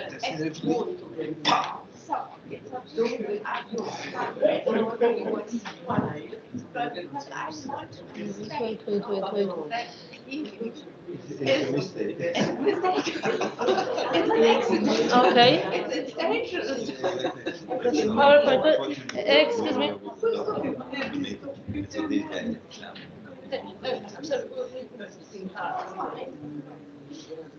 So, Paulina will do the talking. Okay, so I hope everyone who wants to join this session is already here, so we should probably start because time is running. So this session will have like 4 presentations, all related to plants and archaeobotany. And the first one in the program, you have 2 authors, but there is another author, Alessandra Livarda from the Institute Catalan de Arqueologia Clásica. And there will be another one is Patricia Vandorpe from the Basel University, yes? From from Tarragona ICAC also. Tarragona now, yes. Also there was like both. Okay. Who is interested in plant economy and environment during the Roman period, and also Federica Riso, who is a classical archaeologist interested mostly in funerary ceremonies. Yeah. Yeah. From Louvain or no ICAC. ICAC now. Yeah. Yeah. Okay. All the abbreviations. So okay. Patricia and Federica will present subject of culinary trajectories in the Roman Empire through archaeobotanical evidence from Italy to the northern provinces. Thank you. Hi, I'm just going to present a project which is carried out at the the Catalan Institute of Classical Archaeology in Tarragona, Spain, so where we both belong to. I will discuss culinary trajectories across the Roman Empire, and this from an archaeobotanical perspective, through the use of food plant remains recovered in archaeological excavations of the Roman period. So three geographical areas of the Roman Empire will be presented. That is Roman Italy, the core of the empire, the northern provinces of Germania, a highly militarized zone, and Britannia, a more marginal zone. I will first give an overview of changes in food plant culture with the beginning of the Roman period and their social context, and then I will present the 3 areas of research as well as their states of research. And I will use the example of Roman Britain to discuss how food plants can help investigate commerce and thus defining the culinary trajectories in the Roman Empire. So the Roman expansion brought along a series of changes that transformed the ancient world and set the basis for aspects of modern life. Although a matter of debate, we can refer to the Roman period as one of a globalized world, as it accelerated contact between areas of Europe, but also further afield. So one of these changes was a change in diet with a series of repercussions. And before zooming into the 3 areas of research, it's important to understand what exactly changed in the diet and how. So archaeobotanical data collection of published reports indicates that apart from the cereal staples and legumes, another 60 food plants that were largely absent or rare before the expansion of the empire appear in the northern provinces. So here I need to stress that contact between the Mediterranean and the north had been established long before the expansion and establishment of the empire. And this was intensified by the late Iron Age. And in the case of food plants, this can be seen in the trade of Mediterranean products, which were found in Central and Northern European late Iron Age contexts. So what changed with the Roman expansion was the scale of activities. Under the empire, exchanges became more regular and increased both in quantity and variety. And this is particularly visible through the higher number and frequencies of these new food plants across the provinces. So, which are these newcomers? And mostly they refer to a variety of condiments, fruits, vegetables and nuts, but also some cereals and legumes. And some of them were through exotics. That means plants that are true imports, as local cultivation is not possible due to climatic reasons. And examples of these are black pepper and dates, native to India and North Africa, respectively, but also fruits like pomegranate that needed special preservation and transport methods. Others were introduced species that could potentially be cultivated locally. A few of these were present already, but their scale of cultivation increased. So condiments formed the bulk of the newcomers, followed by fruits, and the most frequent of the former were coriander, celery, and dill.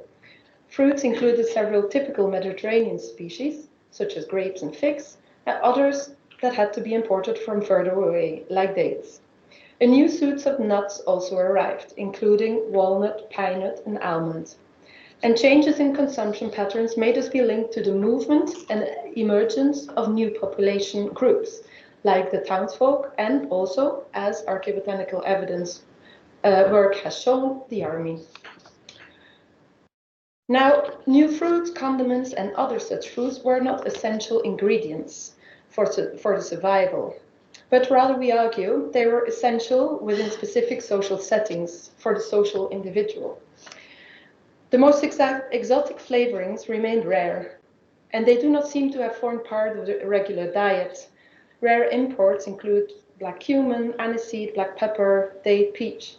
In fact, when we look at their presence across all site types, we can observe that these species never seem to have been widespread and adopted in the provinces, and almost never found their way to lesser rural sites. And when we look who had access to these rare exotics, it's obvious that members of the urban elite and Roman officers were among those who most commonly accessed and consumed rare spices and fruits, as indicated, for instance, by finds in latrines associated with affluent consumers.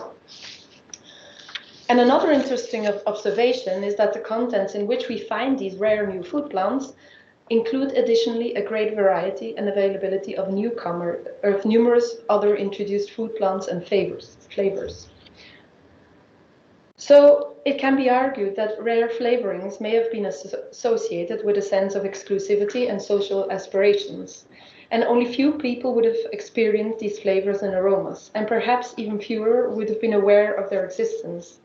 These flavorings seem to have been ingredients in the culinary regime of a very specific social domain, while at the same time they would have remained as exotic curiosities for most people. But what was the social meaning of these new foods? Some of these were perishable products, and their processing and transport needed special preparation and packing, and this would add extra costs to their transportation and thus contributing to a sense of exclusivity when consumed in the provinces. So we know from archaeobotanical studies in Egypt, at the ports of the Red Sea, such as the Roman ports of Myos, Homos, and Berenike, that spices were carefully guarded, and most of them, apart from black pepper, were in fact traded in very small quantities, with consequently higher prices. Historical texts can inform us on the actual prices, and we know that prices varied from year to year, but overall they had rather high prices. Pliny the Elder informs us, for instance, on the pepper prices, with black pepper being at a lower range, but also on attitudes on certain spices, with Pliny mentioning the acquired taste of pepper. So to elaborate on this, let's take the example of black pepper. It's imported to Rome from Indian Malabar. It's actually one of the most frequently mentioned flavorings in Roman sources, and it features in almost all sauces in Apicius, suggesting its greater availability, at least in comparison to other spices. However, pepper is conspicuously rare in the northern provinces. and preservation reasons may be partly responsible. The seed of red pepper is quite robust and would preserve well in waterlogged contexts that are plentiful in the northern provinces. So could it therefore have been imported in a grounded form, thus not traceable in the archaeological context? Yet there is some evidence that for its transport as seeds, as for example recipes refer to its pounding only just before mixing it with other ingredients. Historical texts mention high prices for pepper, and we also have mentions on attempts to adulterate it by its mixing with juniper berries, which again alludes to its attributed high value. However, pepper's significance may be more related to its place of origin rather than its cost. Goods of Indian or perceived Indian origin carried a sense of exotism for the Romans. So the consumption of pepper would have brought a taste of India to Rome, and pepper made us have tasted of the imagined India and the East for the Romans. Consumption of such eastern spices in the northern provinces has a second level of connotations. It brought about an additional link to the empire and Rome itself, as the mediator and facilitator between exotism and the provinces. There is also a taste of cosmopolitanism interrelated into the acquisition and consumption of such spices. And these tastes seem to have been sought after by an elite associated to the Roman Empire or an elite aspiring to be associated with this new power. However, different food have different meanings. There are other fruits that were also true imports in the northern provinces, and some of them were quite frequent and more widespread within the urban landscape. Fig, for example, sits at the other extreme of black pepper, and it's in fact a quite common find. Its wide presence is probably related to the trading of the dried fruit, as it preserves well and for a longer period, which makes transport easier and feasible. At the same time, fig provides energy and it adds sweetness. So since the first phase of the expansion of the Roman Empire, fig is available in major urban centers of the northern provinces, as well as in military extramural sites. It's only in the Middle Roman period that figs become even more widespread, and it becomes a regular find in other smaller towns. At the same time, fig is quite rare in elite rural settlements of the northern provinces, the so-called villas, which had some doubt about its potential luxury status in the northern provinces. So we would argue that the wider adoption as fig was a result of its commercial and natural qualities, a product that started as a trademark of affluent and diverse market stalls with products from various places, but soon marketed as an indulgent, rather affordable, sweet urban snack in the northern provinces. So what we see here is not an elite product, but possibly a product very much linked to the development of an urban food culture. I mentioned earlier town market food stalls, and I want to move on here and discuss food commerce in towns. So many of these towns had natural harbors and were situated near rivers, channels, and important crossroads. They were prime locations for trade and transport of goods. And the availability of food import would have been facilitated by Roman investment in the expansion of the inland and sea trade network and the foundation of large urban centers that acted as economic or market centers under one empire with general political and economic cohesion. So using food plants, we can actually investigate and understand Roman trade. And here I want to introduce you to the project co-directed by Dr. Livarda and Oringo of the Catalan Institute of Classical Archaeology. And in this project, archaeobotanical data is used to engage in social and economic issues during the Roman period, to understand the role of transport and commerce in the early urbanization process of Europe. So to do so, an interdisciplinary approach combining archaeobotany, computational archaeology, and data science is applied. So far, we have 5 different areas of research in different stages of completeness. Both Italia and the Germanic provinces are work in progress. The Britannia project is finished and published, and the Gallia and Hispania projects will be starting next. So we have collected archaeobotanical data and the associated archaeological information, including chronology, which is very important, and site type, also a major thing in the database, the exact location of the excavation, and much more, methodology and so on, in a geodatabase. This is our so-called primary evidence.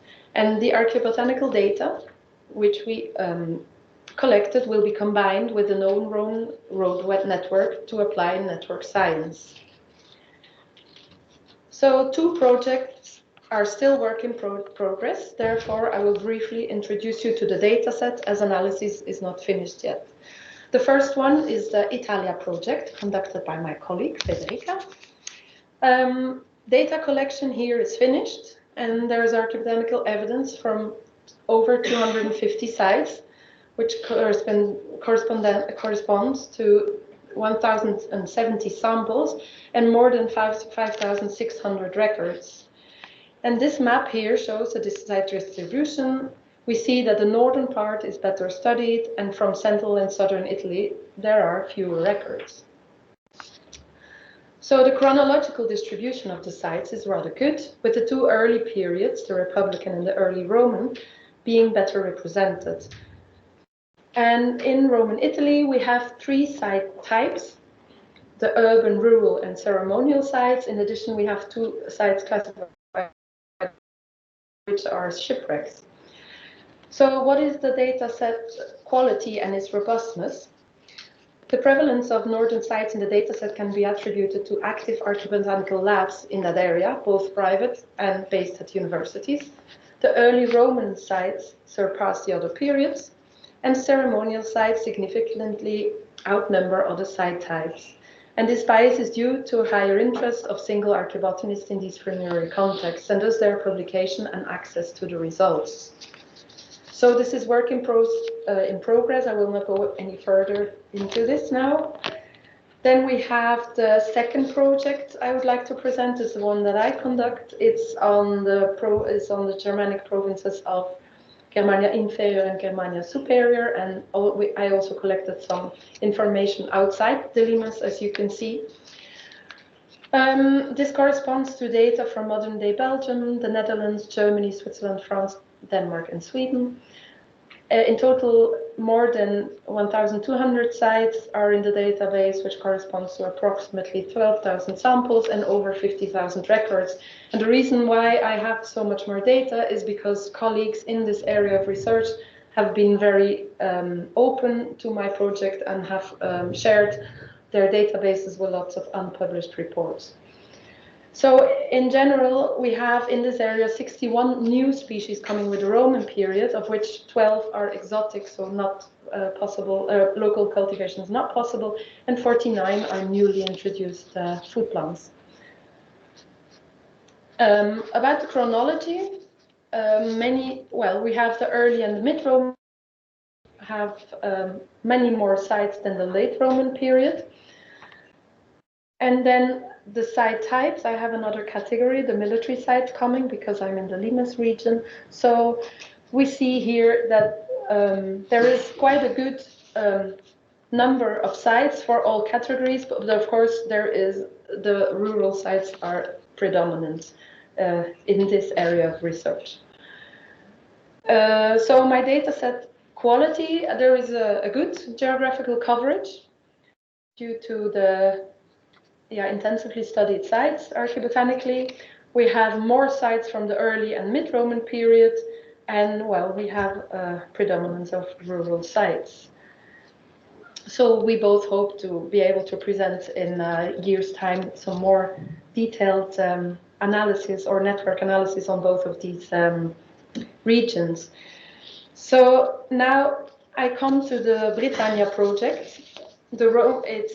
It was the first one. It's finished and it's published. Maybe you know the publication. Over the past 40 years, an increasing body of archaeobotanical data have become available for Roman Britain, and these have been reviewed in several publications, providing a better understanding of usage and distribution patterns of plant resources. And here I will show you some results of the network analysis for the different time period. So basically, this is the data set on which this all was done. So the first thing to do when starting this project, well, when going to the next stage after the archaeobotanical data collection, was to reconstruct the whole road network, which was full of holes.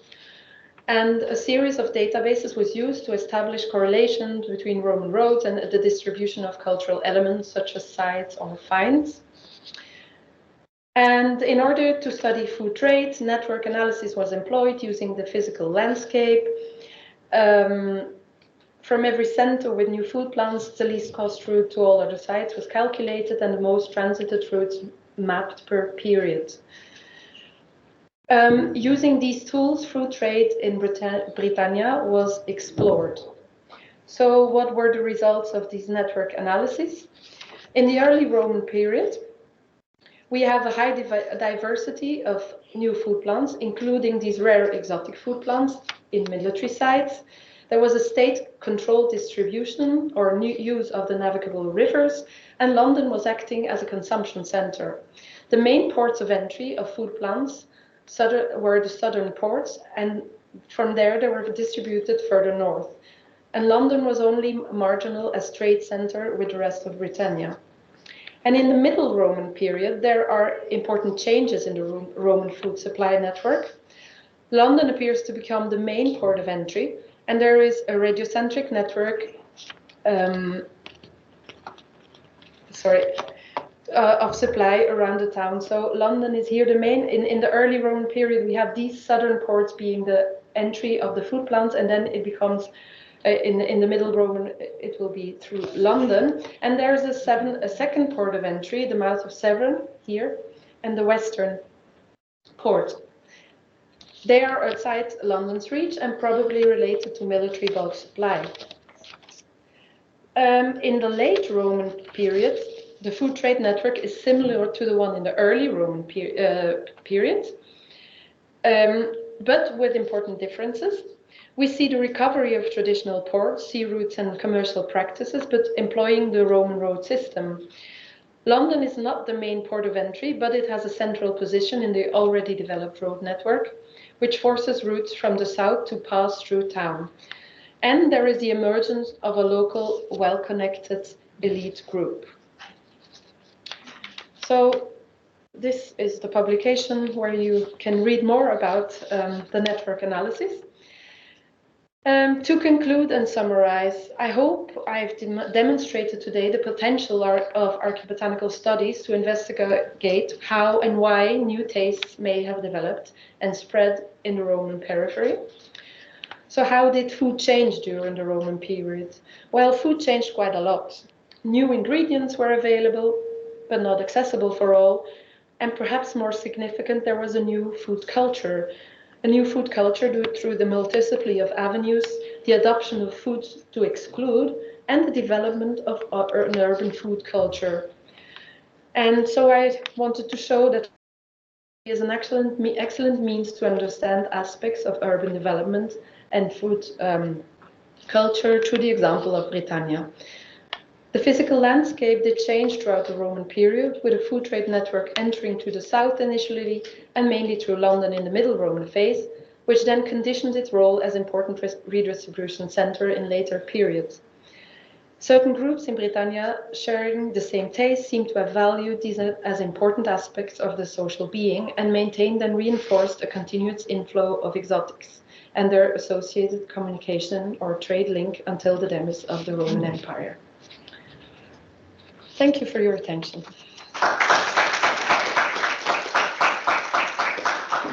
Thank you very much. I will definitely have some questions for you. But now we would like to invite Erica Rowan. Erica is affiliated with the Royal Holloway of the University of London. She is an archaeologist and archaeobotanist specialized in the Roman period. And the title of her presentation is Under the Rubble, Late Antique Diet at Apicius.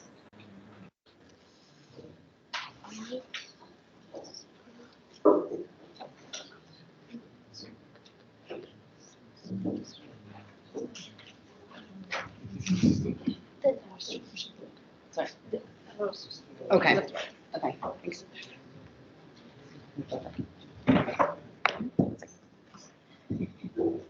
question you. Okay, hope everyone can hear me okay. Right, so going from the very, very big to looking at one single site, and as you'll see, seems to be quite different from other sites that are other things going on in the Roman world, but not so much the late antique world. So I hope this is going to link up with a lot of people's papers from the previous session. Right, so I kind of want to give a brief picture of what's going on in terms of diet at Aphrodisias, the plant part of the diet, the archaeobotanical remains from Aphrodisias in Turkey. So I'll just start quickly by outlining the types of preservation that we have, because the site is, I guess, somewhat unique-ish for Turkey in terms of what we have.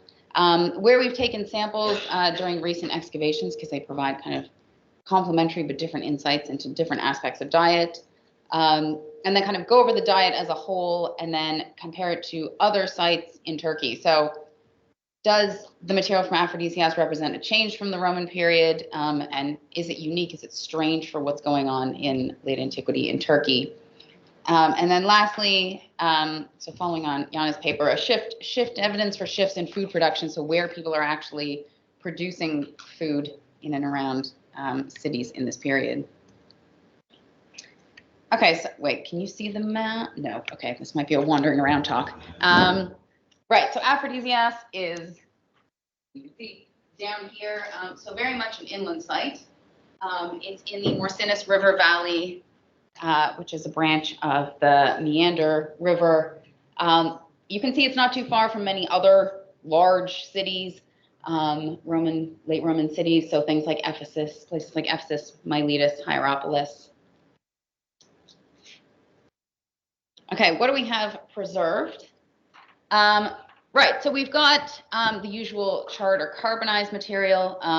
This is the most common material found at all archaeological sites in which there is archaeobotanical material. So it's just material that's burnt in the absence of oxygen. So things like intentional fires for cooking, accidental burning, either people just burning their waste, their rubbish, accidental fires due to disasters and things like that. What tends to survive are the more durable parts of plants. So you get kind of the cereal grains, nutshells, fruit stones, which is quite helpful. And then I think this is unique for sites in Turkey outside of the harbors in Istanbul. We have waterlogged material. So this is when material is constantly submerged and eventually, or rather rapidly, in anoxic conditions. So this is when there's no more oxygen. So the bacteria and fungus can't get in there to break it down, because otherwise our lakes would just fill up, instantaneously if nothing ever kind of decomposed. Aphrodisias has naturally a very high water table that fluctuates somewhat. So in the Roman period, and particularly in the late antique period, I mean, the city's always having to deal with water and drainage, and it's kind of a constant issue at the site, but very good for archaeobotanical preservation. So through waterlogged remains, you can get the preservation of basically anything. Cereals, weirdly, don't survive particularly well in waterlogged conditions, but kind of most other things do, like these lovely peach stones. It also usually represents a mixture of kind of human material. So say it was a well or something like that. It's whatever people threw in, but also material from the surrounding environment. So whatever's blown in, fallen in, that kind of thing. So it's a good way to kind of capture a somewhat wider picture of the area. Okay, so where we've sampled, oh, you can't see that very well. Okay, hang on.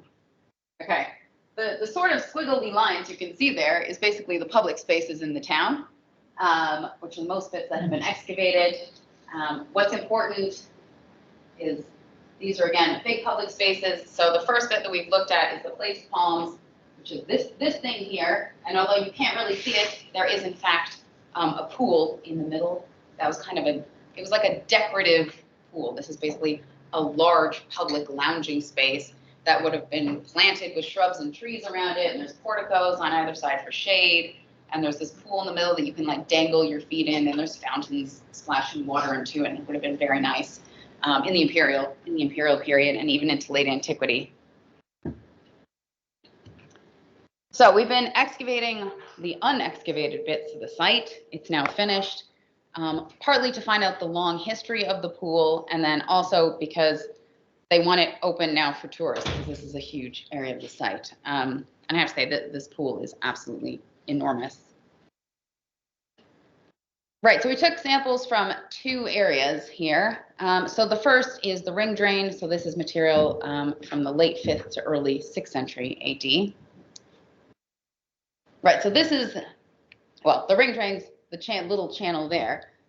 So this drain runs all the way around the pool, and it was originally designed to collect groundwater, because the water table was quite high, and funnel it away so that the groundwater didn't contaminate the lovely clean water in the pool. And it was also a way to hide all the piping that went around to provide all the little fountains. In late antiquity, there are earthquakes, they have to fix the pool. So for a period of time, they open up the ring drain, fill it halfway with rubble, probably because they want to try and avoid flooding in the area. Then they probably use it as a sewer for a short period of time to drain other material out of the site, because this is the lower part of the site. So we have this lovely kind of line of just charred material in there full of food remains.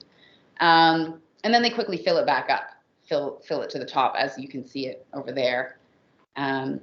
So that's one bit of the site where we have most of our charred material. And here's just, now you can really see the ring drain going around. We just did 2 sondages on either side. We haven't, excavated the whole thing. People at Aphrodisias really like the marble statuary. It's far more exciting to people than the little seeds I'm getting out. And then the other place that we sampled was the bottom of the pool, once we finally got to the bottom of the pool. So this is the 7th century material, and it represents the period when this pool is now going out of use. So my job was to figure out how the pool is going out of use in different parts of it at different times. So basically what's happening. And here we have lovely waterlogged material, because this is what it looked like when we were first excavating it. They constantly had a pump to get the water out. So presumably this pool had been full of water on the bottom for kind of all this time, from about sometime in the 7th century onwards. And they're just taking some samples from the bottom of the pool. We did a series of test pits. Don't worry about all the groups. The groups just represent the different phases of when the pool goes out of use in order. So it goes 1, 2, 3, 4. For the purposes here today, the important part of this is that there were a lot of food remains in the pool, helpfully, particularly in group 3 up there. So kind of, I guess, the bit nearest to the kind of, I guess, more productive parts of the city. So we know people are still around, and we can get a good kind of rough picture of what they're eating. And I'll discuss kind of the other terrestrial taxa that are in there as well, because they were quite helpful. Okay, so that's the place of palms. Right, then we took samples from what is called the Tetrapylon Street, because this is the street that leads to Aphrodisias's famous, to and from Aphrodisias's famous Tetrapylon. So this material is all late 5th to early 7th century, so it's quite handy that all the assemblages basically overlap. So we have a nice picture of kind of 5th to 7th century diet in the city. So this is the Tetrapylon Street. So this is if you're here looking at the Tetrapylon, which is the big reconstructed building, archways up there. And this is if you're standing on that bulk in the middle looking the other way. So if you were here and then you went right down some steps, you'd reach the place of palms.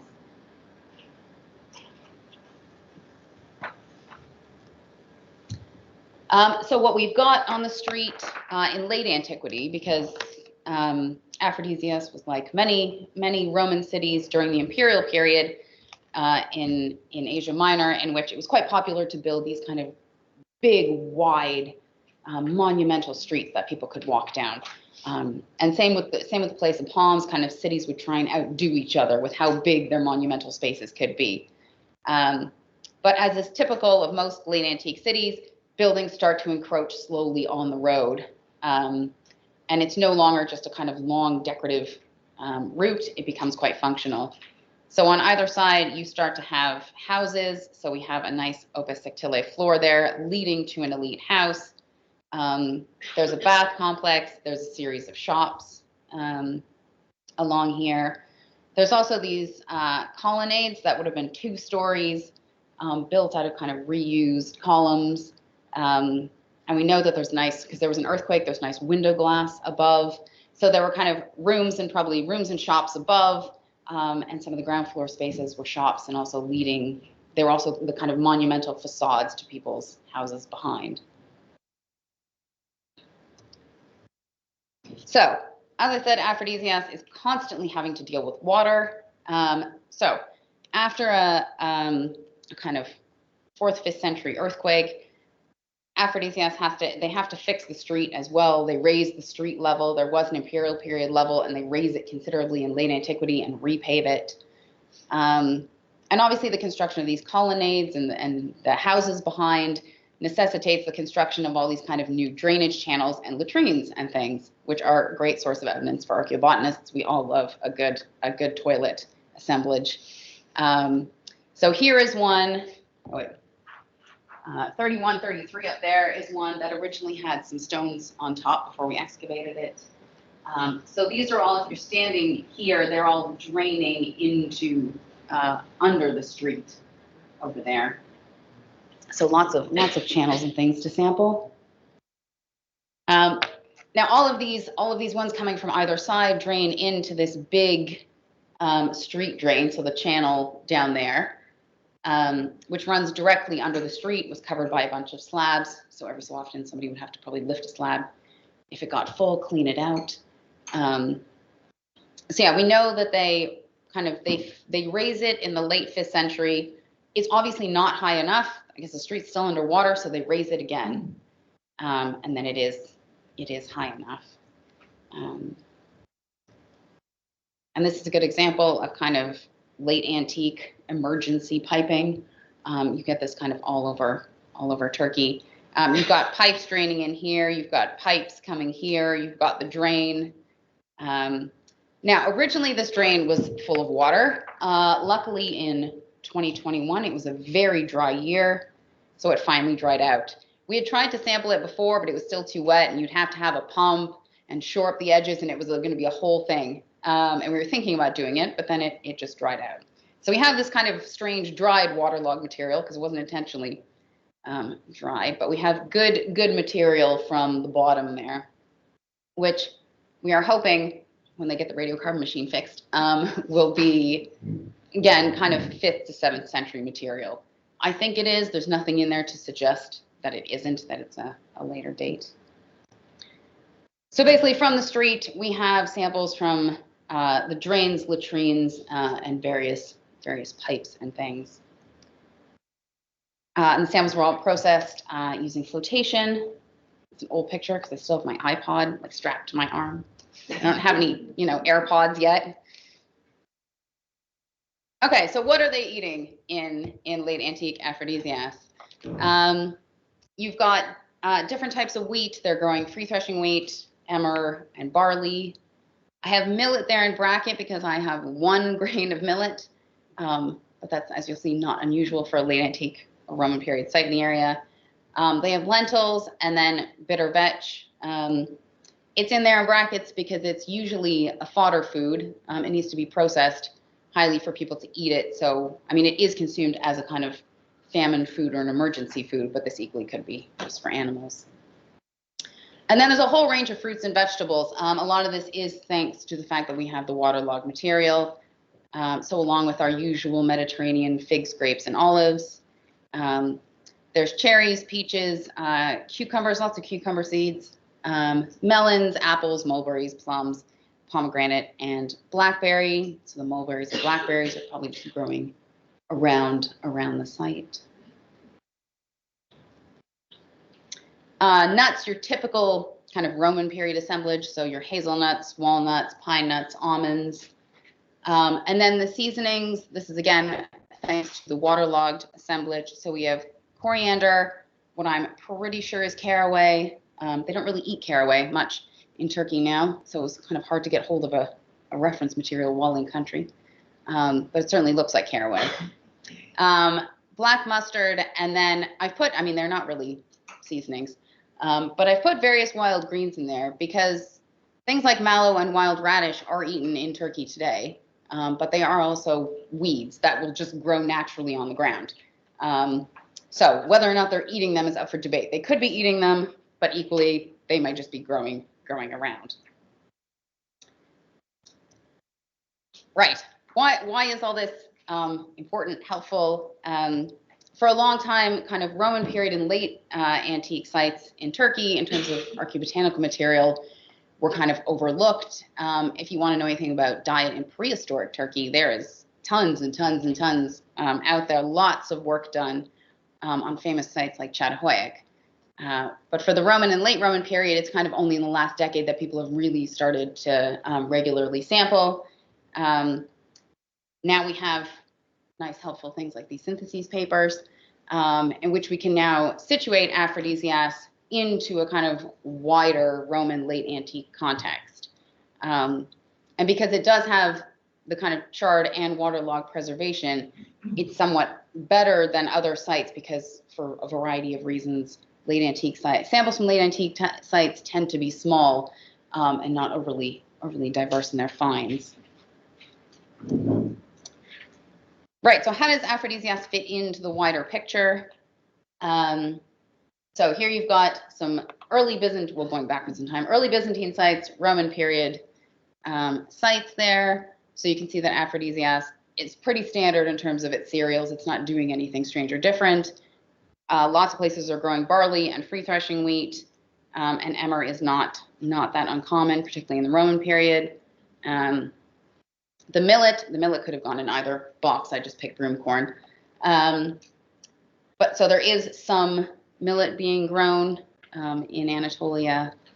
Lentils, again, it is the most common legume type. Lentils survive pretty well through charring, not as well as cereals, but they tend to be less common. Overall, they don't preserve quite as well. So I'm going to say that the missing kind of legumes there are probably just that we only have one good charred assemblage from aphrodisias. I wouldn't be surprised if they were eating broad beans and chickpeas and things. And then we have grapes, figs, and olives. Aphrodisias fits very much into the wider trend that we seem to see an increase in wine production in Anatolia during the late antique period, and a decrease in olive oil production for a site that does have a Byzantine period press inside of it, and it's very good landscape for growing olives, where they grow a lot today. There's really very few olives at the site. It's a bit odd. Right, fruits and nuts. As you can see, aphrodisias is particularly well represented. I mean, I have to say I've cheated slightly in that for space reasons. I took out some of the material like pistachios that are at other sites, but not aphrodisias. But in general, you can see that it's quite a diverse assemblage. The Beşiktaş one is a waterlogged shipwreck, which again is why there's so much stuff. So it does suggest that actually a lot of these sites, they're probably missing their material because of preservation, rather than people in late antiquity weren't eating a kind of diverse, flavorful diet. They probably were, and kind of differences in diet at sites in Turkey are more due to growing conditions and climatic variation, because these sites vary considerably in their kind of geography, rather than kind of an lack of availability of particular goods. To sum that up really quickly, it is quite a diverse, flavorful diet. Things in late antiquity in the East at this period are still pretty okay. We don't have any evidence for any luxury imported foodstuffs, but there's also practically no imported amphorite aphrodisias. They are incredibly rare, and we have a lot of ceramic material. It's a pretty self-sufficient site, so everything that they eat, they grow in and around the area. They don't feel the need to import things. I mean, they could easily import wine or olive oil or fish sauce if they wanted to, but they don't seem to. So I'd say that we just have particularly good preservation rather than exceptional diet at Aphrodisias, and probably other late antique sites were eating, people at other late antique sites were eating as diverse a diet. Right, and just to end really quickly with kind of evidence of the location of food production.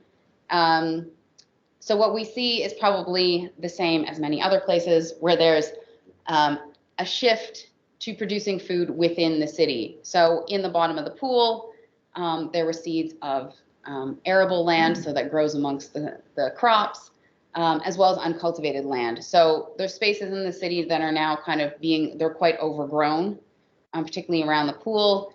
But also it suggests that there's now agriculture taking place within the city limits. And the most, likely location is the North Agora up there, which is straight above the place of palms, because these seeds are not going to go very far. They have to end up in the pool.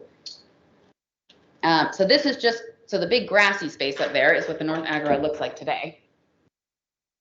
Obviously it was more built up in antiquity, but you can see where these big open spaces in these cities in Asia Minor is a great place to convert to growing crops and things if you need.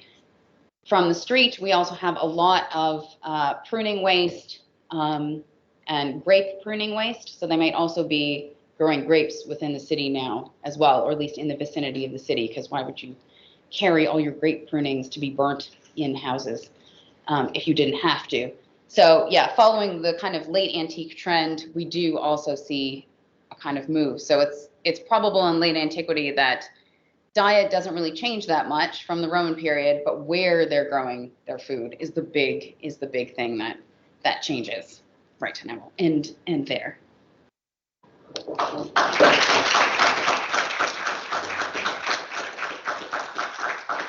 Okay, thank you very much, Erica. Now I would like to invite Sofia Germanidou from she's a Marie Curie fellow at the Newcastle University. Am I right?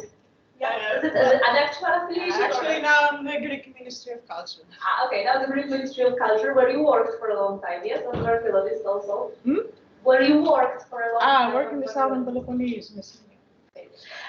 So Sofia Germanidou will present the subject of flax, not only a beautiful flower, but a miraculous plant. So, hello from me. There's no better way to introduce the subject of my talk than by stating the scientific name of the plant that sparked my interest. That is the Linum Eusitatissimum, which in ancient and Byzantine Greek was known as Linon, Linocalamis, Linospermum. There is a double meaning to the Latin name, the most common, but also the most useful one. Pliny the Elder's description of the plant, written nearly 2,000 years ago, verges indeed on this hyperbolic praise. So nothing could be more inspiring than to begin my study with a stroll through the meadows of bluish flowers of flax that flourish this time of year, especially in the area where I came from, the southern Peloponnese in Greece. And that is because this is a region that plays, as we will see, a special role in the history and archaeology of flax. Flax is approximately 20% five seed and 75% stem and leaves. The stem contains about 20% fiber. Its primary value lies in the provision of two major byproducts. First, the fibers from the stems, which are flexible and strong, but lacking in elasticity. They are transformed into thread by spinning for cords, ropes, sail, fishing and hunting nets, basketry, and the thread is transformed by weaving into linen fabric for high moisture absorbent clothing and other used textiles. Second, the seeds produce linseed oil, which was used for culinary and medicinal purposes, but also for lighting lamps and varnishing. After crushing the seeds to extract oil, what was left was used as livestock fodder. The husks, the outer coats of the fruit, were employed for heating furnaces and ovens. The flax plant itself was used in small portions, together with lime and water, for wall plastering, especially in Byzantine times. The flax was possibly domesticated as early as 10,000 years before Common Era in the Middle East. Archaeobotanical finds of charred flax seeds and linseed oil, presumably used as edible or therapeutical supplements, have been published for Neolithic sites in Anatolia and the Aegean. The historic testimonies of its intensive cultivation are the linen bandages and the shrouds of mummies in Egypt, the most renowned production center of the ancient world. Records in the Mycenaean linear B clay tablets of Pylos in the southern Peloponnese repeatedly mention flax cultivation and processing workshops. The same goes for the Old Testament. Numerous quotations highlight flax as a staple crop, so important that its destruction by hail became one of the 7 plagues of Egypt. A material with as many and various uses as flax was, as expected, imbued with symbolic connotations. Indeed, the linen cloth was considered holy from a diachronic and transcultural perspective, probably due to its sense of cleanness and its color purity. Linen is difficult to dye, so it's left white usually. It was therefore the ideal fabric for embalming corpses, to be worn by priests, martyrs, and angels, even Christ. According to a recent interpretation, the female figure picking white flax from the famous fresco near Pompeii portrays Persephone instead of the spring, associating the flower to fertility and the afterlife. The process of cultivating, harvesting, and manufacturing fiber from flax and transforming it into thread is a scene depicted from ancient Egyptian tombs to modern-day folk representation performances. Interestingly, these depictions reflect no change of skill, tools, or technique over time, until, of course, the age of industrialization. So, in brief, the main steps were pulling the ripe plant by the roots, approximately 100 days after sowing, and tying the stems in bundles, then soaking the stems for some time in a confined body of water to let them loosen and decompose. The location had to be at a distance from settlements due to intense odor produced. When the straw became loosened from the soaked stems, it was laid to be dried. During the dressing of the flax, the straw was removed from the fibers. This was done in 2 phases. First, the flax straw was beaten hard against a wooden board, known as manganon in Greek, I think it's break in English, to remove the outer straw from the fiber. Then the hackling. The stems were pulled through the hackle tool, a wooden-like comb with metal sharp nails to remove the straw from the fibers. Linseed oil extraction required a simpler process. Rippling, meaning removing the seeds from the stems with comb-like tools, and then heavy pounding, intense beating, with a hammer, or depending on demand, crushing in animal-powered mills. Linseed oil mills are mentioned in Ottoman tax records from the 16th century onwards. In the Byzantine realm, they were common, especially lands like Cappadocia, where olive trees did not flourish. Flax mills evolved as machinery in Western Europe from the 18th century onwards. Flax requires a particular ecosystem to bear crop. The soil should be rich in organic substances and the site close to an hydraulic resource, natural or structured. The environmental setting where both flax cultivation and processing could take place had a strong impact on the regional topography. These activities are often echoed in the local place names, preserving the memory of the craft that was practiced there in the past. So in Greek, widespread are the terms maganiako and linovrochi. Linovrochi, a word that is already referenced in Homer's Iliad as the formation of water shaped for the wetting of the flax.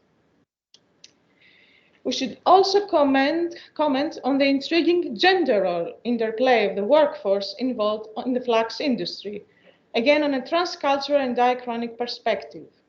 Based on textual, artistic, and ethnographic evidence, both sexes participated in all stages of the craft, but some tasks were gender divided.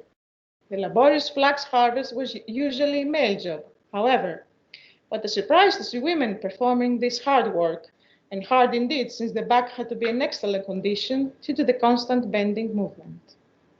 However, the extraction of the fiber from the stem in the wooden board and the hackling, the combing, were strictly female tasks.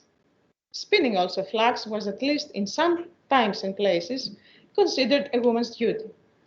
For example, the book of Proverbs from the Old Testament highlights a wife of noble character as a woman who works flax with eager hands, holds the distaff and grasps the spindle, clothed in fine linen. This might have been a stereotype, since amazingly there are images of men through time performing these tasks, and I would like to draw your attention to this unique Roman funerary relief of a man spinning, and a photograph many centuries later of an old man spinning.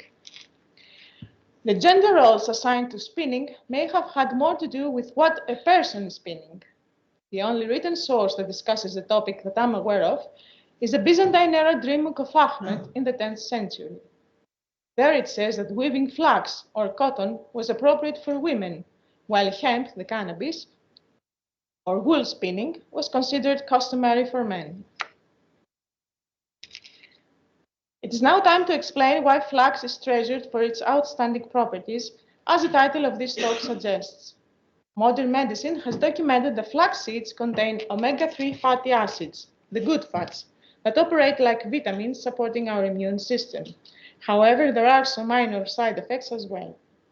Therefore, the consumption of flax seeds and linseed oil may offer multiple health benefits as nutrition supplements or as ingredients of medicinal compounds in treating or preventing cardiovascular diseases, gastrointestinal disorders, diabetes, tumors, arthritis, relieving pain and cough, fighting fatigue, and even controlling the aging process by functioning as Skinner agent.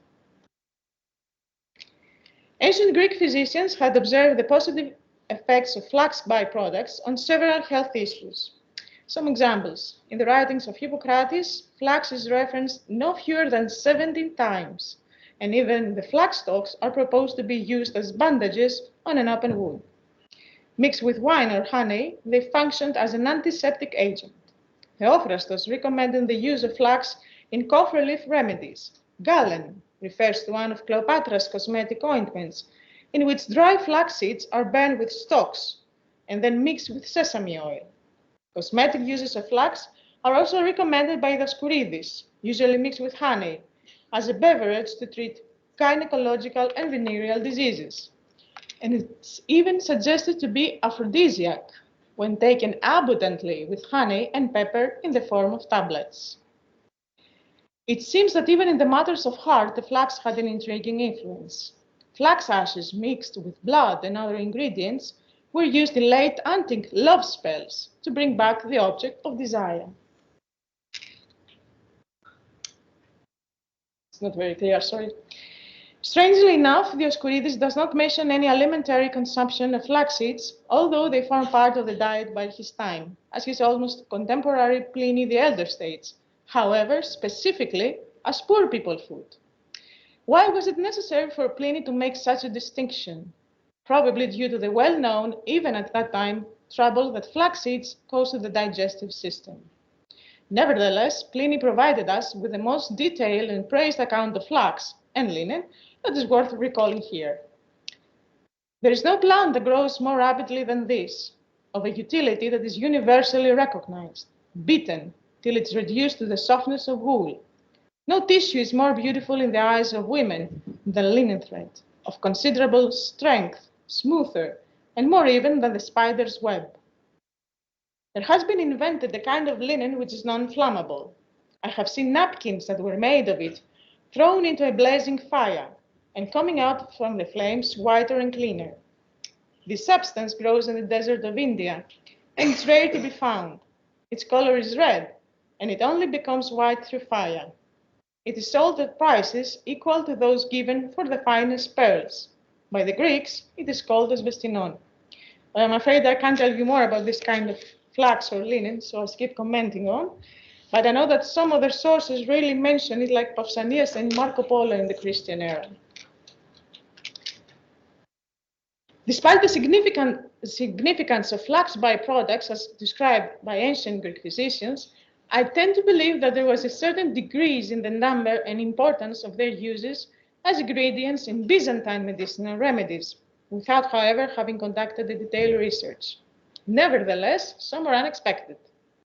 For example, Orivasius in the 4th century proposes a paste with several materials mixed with flax seeds for foot relief. In Alexander Fortralis, flax seeds are mixed as usual with honey as a cure treatment against inflammations and certain other diseases.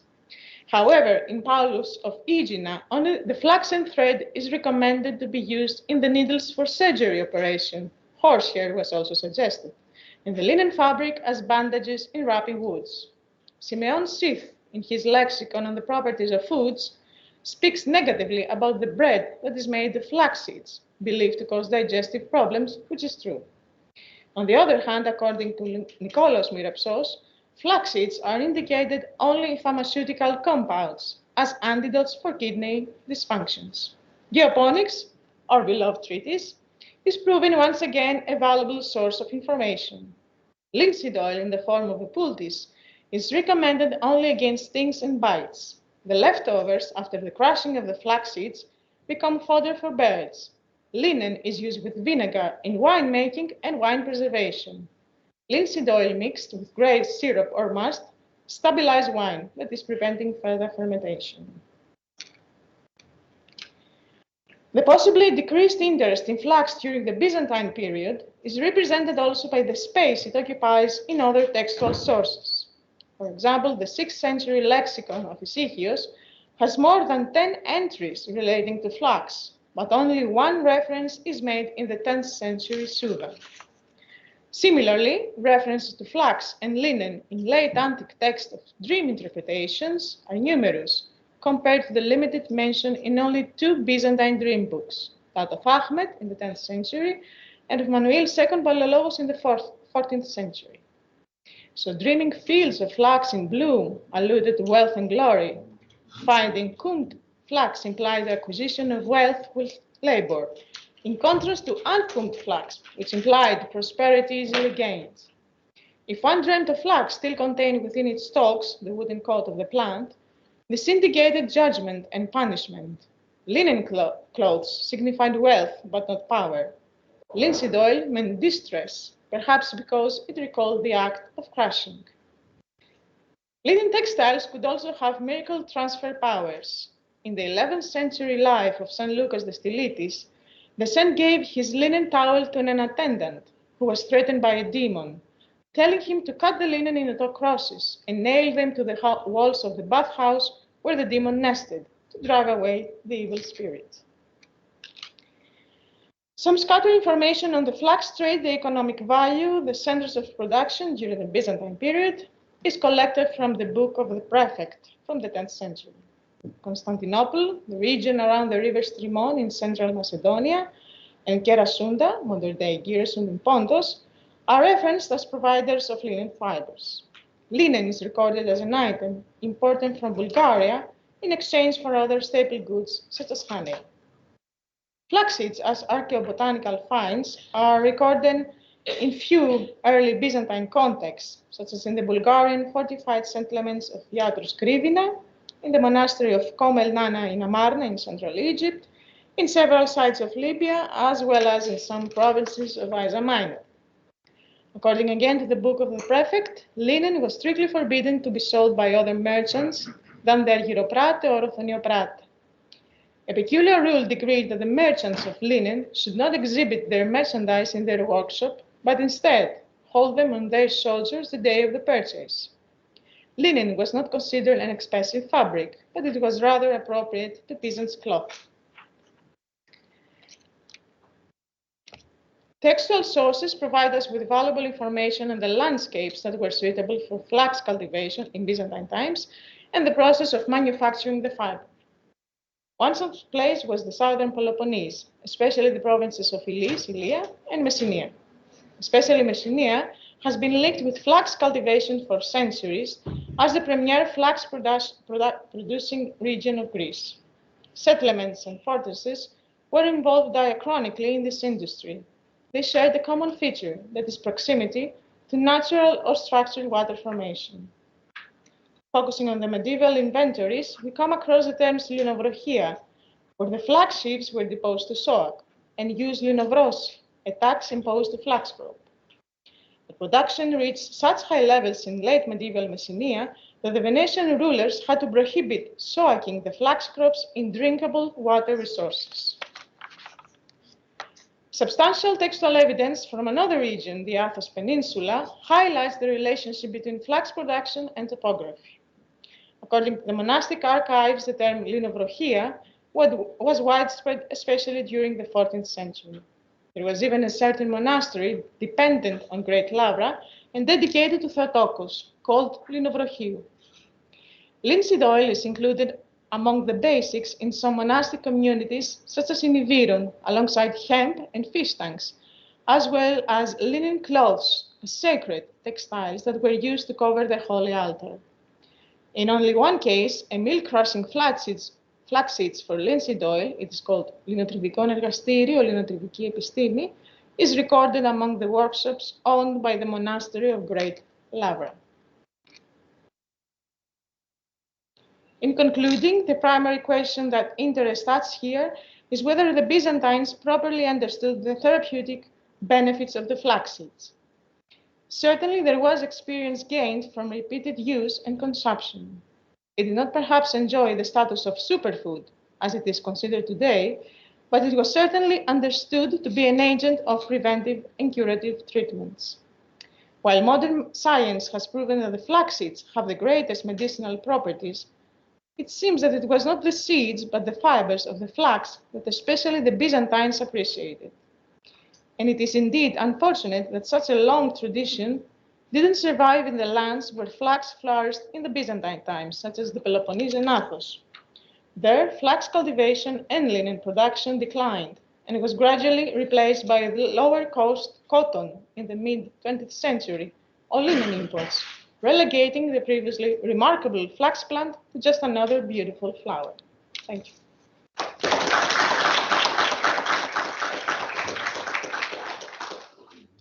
Thank you very much. So now there is time for the last presentation of this session, Federica Rotelli, and the subject of plant globalization in the Roman and early Byzantine world.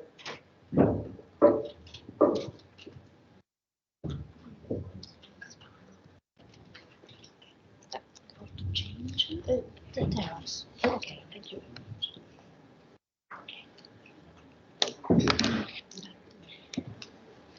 The Mediterranean basin is one of the most complex areas in the world.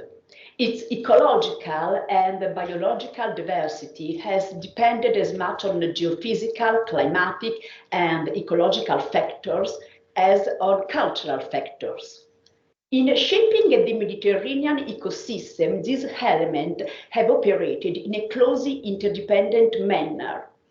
As early in the 1960s, the Danish archaeologist Waterburg argued that any cultural development had to be seen in the context of two important natural factors, climate and topography. The latest global warming, which began after 20,000 BCE, when the peak of the last ice age occurred, altered over millennia the terrestrial environment, giving rise to new species of plants, many of which were domesticated starting from the Neolithic period.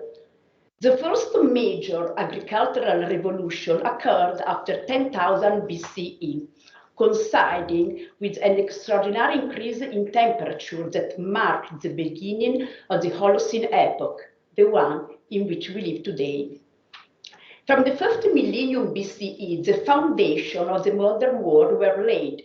Climate improvement had facilitated the domestication of the first plants and the rise of the first cities. Over the course of 6,000 years, from 9,000 to 3,000 BCE, the global population had more than quintupled, going from 7 to 38 million people, and in just 1,000 years, from 3,000 to 2,000, its number doubled again, reaching 68 million individuals. Southeast Asia is the area where most of today's domestic crops originated. More favorable climatic condition, primarily with an increase in humidity and more diverse and fertile environments, allowed the civilization of the Near East to develop before those of the West. They were the first to dedicate themselves to the cultivation techniques that would lead to the creation of staple food species in Europe, such as barley, wheat, emmer, and einkorn. In addition to these cereals, which represented the main crops that started food production in Europe, other species began to be cultivated, such as spelt, rye, oats, broomcorn millet, and foxtail millet. From the Fertile Crescent, the plant domestication process began to expand and influence vast territories, especially where similar environmental conditions prevailed. A rapid spread occurred in Western Eurasia over approximately 6,000 years, from 8,500 to 2,500, and similarly rapid was the diffusion eastward into Central Asia and India. Similar seasonal variation, temperature, and habitat favored, in fact, the faster adoption of the same crops along the east-west axis rather than along the north-south axis, where plants would have had to adapt to different environment conditions. From its center of origin, cereal cultivation began to expand westward, and via Anatolia, it started spreading into two directions. One through the Balkans into Germany and Northern Europe, and the other into Mediterranean basin. For millennia, the Mediterranean area has been a crossroads where humans, animals, and plants have repeatedly migrated and settled, forging its biological and cultural characteristics. Anatolia was likely the area of origin of the first settlers in European territory. The Mediterranean Sea did not represent a barrier, but rather a way to connect the various sites located in the coastal plains. From Anatolia, the first partners reached Cyprus and Crete, and then southern Europe shortly after 7,000 years. Wheat, einkorn, emmer, barley, spelt, and millet appear in some Cypriot and Greek agricultural settlements in the Peloponnese and Thessaly, dating back to the Neolithic and the Bronze Age. By the 4th millennium, most of these cereals had reached the Western Mediterranean basin and Europe. Starting from the same millennium, probably in the same area where several millennia earlier cereal agriculture had originated, the domestication of the first fruit trees also began: the grapevine, the fig tree, the olive tree, and the pomegranate, and the date palm. And it was from these areas that a concept of agriculture began to spread, first in the Eastern Mediterranean basin, and then, starting from the 1st millennium BCE, in the Western one, reaching the South Iberia Peninsula and the France, while fried culture reached northern France only in the Gallo-Roman period. The introduction of fruit trees cultivation in the Mediterranean was a very significant phenomenon, as it enriched the diet of local communities by adding sugar, vitamins, minerals, and fiber into it. The spread of the first fruit trees from the Eastern Mediterranean basin to the Western one occurred through the colonization and trade of population coming from the Eastern Mediterranean coast, the Phoenicians and the Greeks. This population played a pivotal role in the development of that process called Mediterraneization, through which the two Mediterranean basins were united, sharing the same crops, knowledge, and technologies. The grapevine, the fig tree, the olive, and the pomegranate, through the Phoenicians and the Greeks, reached the Western Mediterranean basin between the 8th and the 7th century. Starting from the early classical period, the new fruit nut trees from Anatolia, such as almond, hazelnut, quince, south cherry, began to reach both Mediterranean basins. Almond was introduced into Greece not before the classical age, and starting from the 6th century BCE, it appears in the Phoenician colony La Fonteta near Alicante and in the Greek colony of Massalia, modern Marseille. The cultivation of the quince, a species native of the Caucasus, is attested in the 6th century BCE in Greece and in Sicily, while in Rome only in the 3rd century CE. Sour cherry, likely a hybrid fruit resulting from the crossbreeding of two different species of prunus that occur in the northeast of present-day Turkey, in the ancient Pontus region where the ancient Greek colony of Cerasus was located, was introduced during the early classical period in Greece. The expansion first of Alexander towards the east and then of Romans, which starting from the 2nd century BCE began its conquest first over Greece and Asia Minor, then over Syria, Palestine, and Egypt, contributed to the knowledge and spread of new fruit trees in the Mediterranean. Thanks to the introduction of new fruits, the diet of the classical world became significantly diversified. The acclimatization of the new plants was favored by an exceptional climatic stability, with the temperature higher than in previous centuries and increased humidity, which occurred in the western part of the Roman Empire between 100 BCE and 200 CE. In addition to more intense and systematic application of agricultural techniques and technological advancement, promoted an intensification of horticultural production.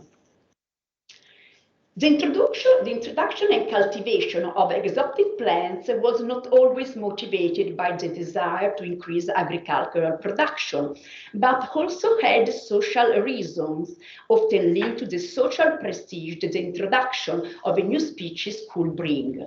This practice had its roots in a distant past, when Mesopotamian, Egyptian, and the Persian civilization used to transplant exotic plants into the royal gardens, symbols of new conquests and territorial expansion of royal dominion.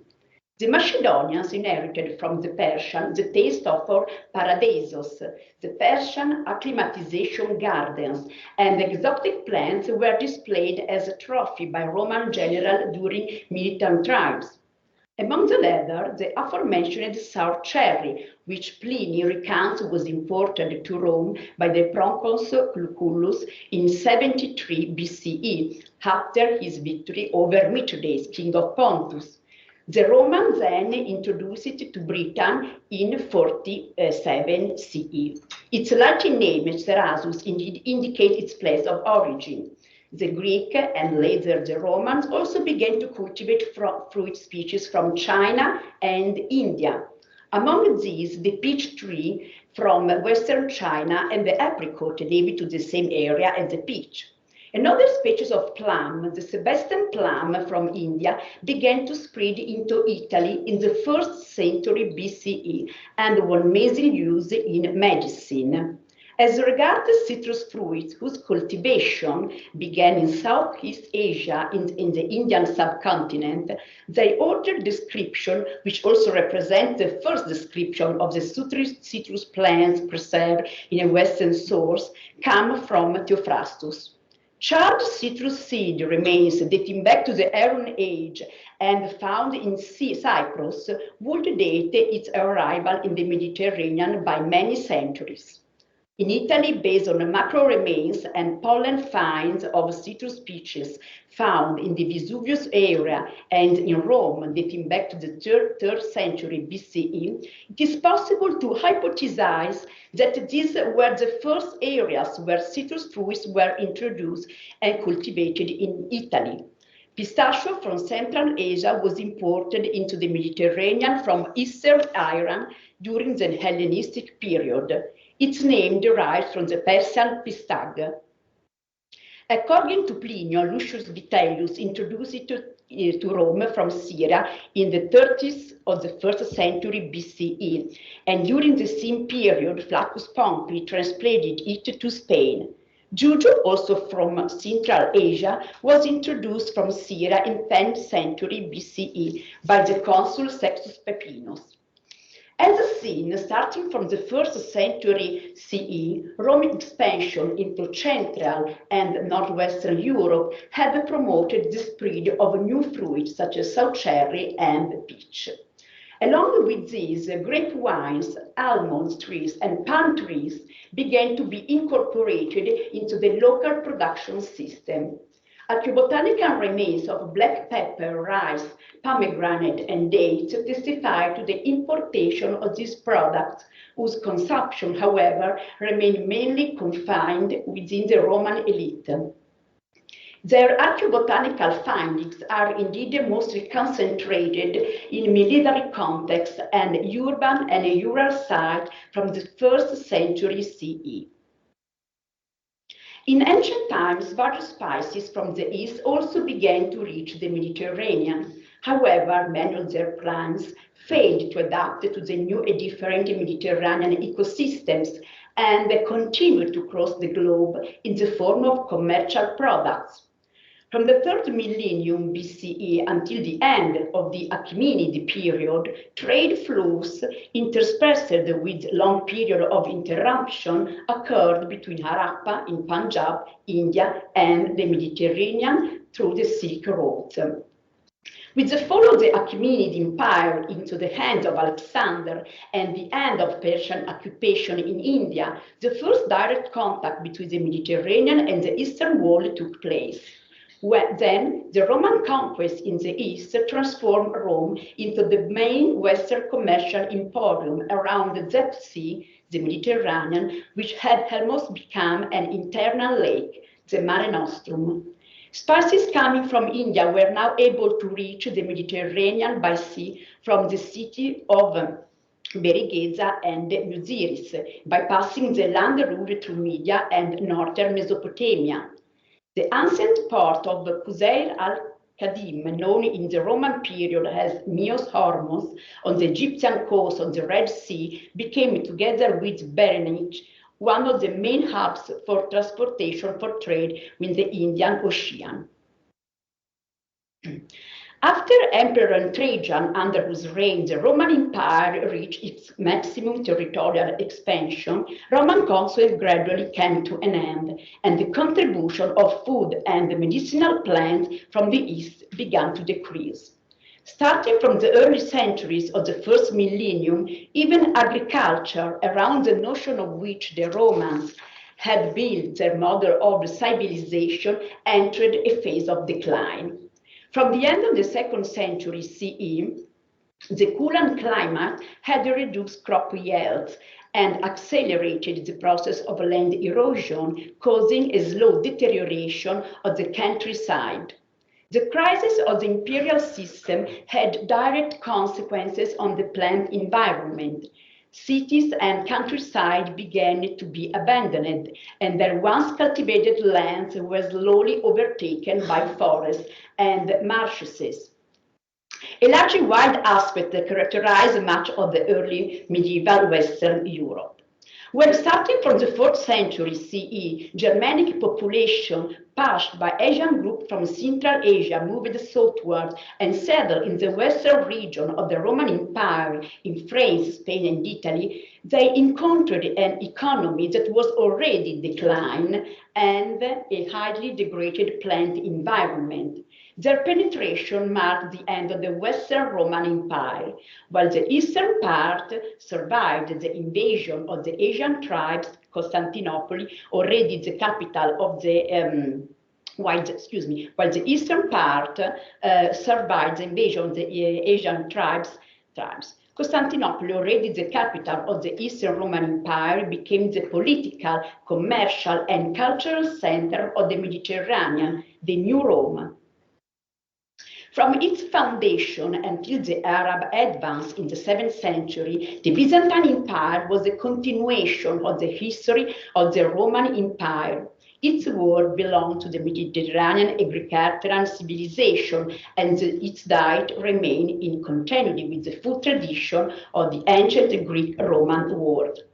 During the reign of Justinian, when the territory of the Byzantium extended along the coast of the Mediterranean and the Black Sea, agricultural products remained identical to those produced in antiquity.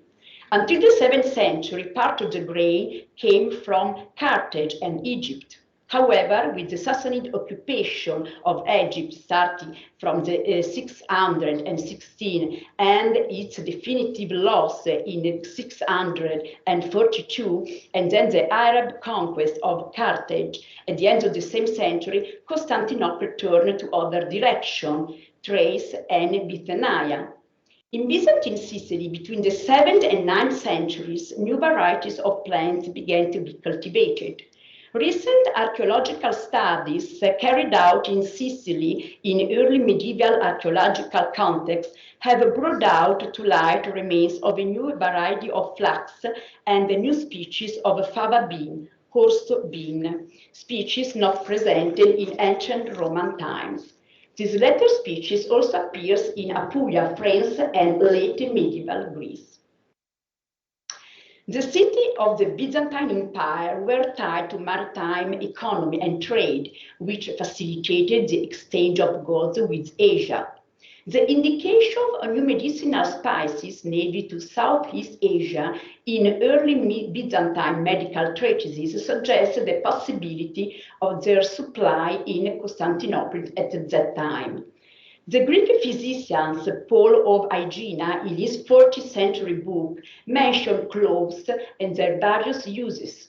The physician Seitus of Amida also described cloves in his 6th century work, De Medicina, along with the galangal root originating from Southeast Asia, camphor also originating from Southeast Asia, and nutmeg originating from the Indo-Malayan region. Nutmeg entered trade in Constantinople only in 540 CE. The first mention of zeodary is also found in Itius' text. Written sources of the spice trade between Byzantium and the East are found in the Topographia Christiana, a treatise compiled by Cosmas Indicopleustes, a merchant from Alexandria, and in the so-called Alexandrian Tariff in Justinian Digest. This document serves as another significant indicator of the medicinal food spices entering the Eastern Roman Empire. Starting from the first half of the 7th century, Persian attacks and then the Arab conquest of Syria, Egypt, and North Africa profoundly altered the Mediterranean trade activity. Wars with the Arabs shift connection between the East and Byzantium. Eastern spices now travel to Byzantium along the northern overland route of the Silk Road through Afghanistan and Persia, thanks to the Armenian merchants who became intermediaries between Persian and Greeks. Trebizond became the commercial crossroads between the Byzantine Empire and the Muslim world and the Caucasus. Nevertheless, maritime connection between cities in both Mediterranean basins was not interrupted, especially between Rome and Constantinople, and the Arab conquest of Syria, Egypt, and the Exarchate of Africa did not immediately affect the maritime connection between the Mediterranean basins. Until the 7th century CE, trade between the two Mediterranean basins was largely remained the domain of Byzantine merchants and those from the Middle East, including Syrian, Jews, and Egyptians.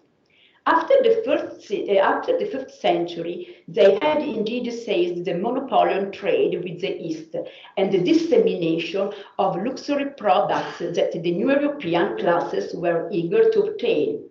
Under the protection of the Byzantine military fleet, these merchants traveled westward, settling in the most important center of Spain, southern Gaul, southern Italy, and North Africa, Cordoba, Merida, Marsella, Arles, and Carthage.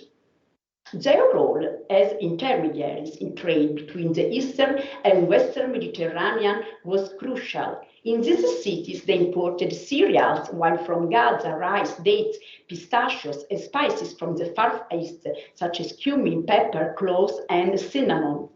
These products then reached the major transalpine cities.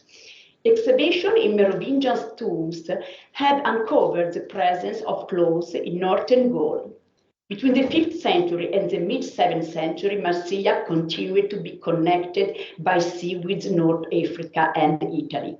However, between the 7th and 8th century, while there was not a complete rupture of direct commercial contacts between both Mediterranean basins, there was a significant reduction in both volume and diversity of exchanges.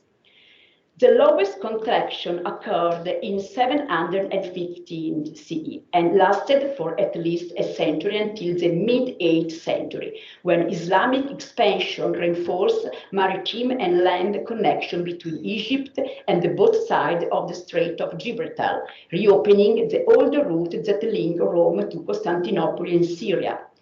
Between the mid-8th century and the end of the 9th century, some Italo-Byzantine port cities, such as Venice, Naples, Amalfi, and Gaeta, began to replace the Greek cities of the Byzantine Empire in trade between the East, Egypt, and Syria, and the West. The process of plant globalization that took place in ancient times in the Old World was slower and more irregular than that which began with the era of the great geographical explorations, but it wasn't any less decisive for the growth of European population. Finish.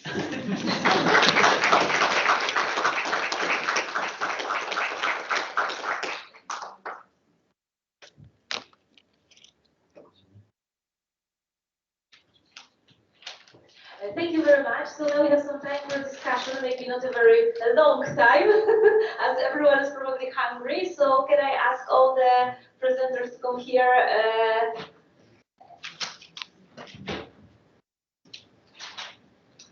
And if anyone has questions, so you may want to start speaking, raising your hand. Okay, there's one question.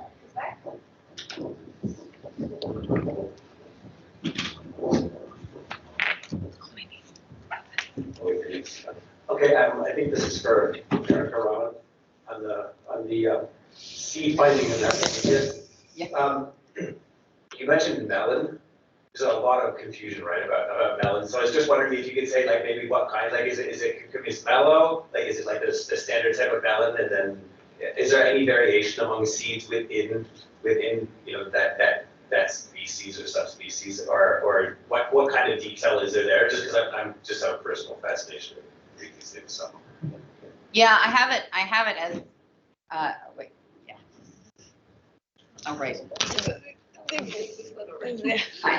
Yeah, I have it down as cucumis mellow to differentiate it from the cucumber seeds, which look quite similar. But the preservation of those was really good, so I could differentiate between the two sometimes. I mean, I have quite a lot in the category that's either or. Yeah. Yeah, but beyond that, nothing. No citrus or anything like this? No. That'd be some problem. I can't think of any other melon. Citrus is very different from its morphology. So as Erica said, between cucumber and what's it called, melon. like sweet melon, it's very similar. You have to have really good preservation. So I think with waterlogged material it's possible, but with other, I mean, okay. You become more and more. The more you are experienced, the more careful you are in your identification, because it's actually sometimes really impossible to differentiate between cucumber and melon. But citrus is different. Like visually. Yeah, visually, morphologically of the seed. So. Okay, there is another question, I see. Just a very quick question about these ambiguities or similarities between seeds. Do you do ancient DNA? That would help. I don't know if you could do it on waterlogged material. Could you? Yeah. Yeah. I think you can do it, but it's still in the very beginning. So we are now, well, I don't know, in my lab, for example, we are starting with projects on waterlogged material, but it's still very much at the beginning.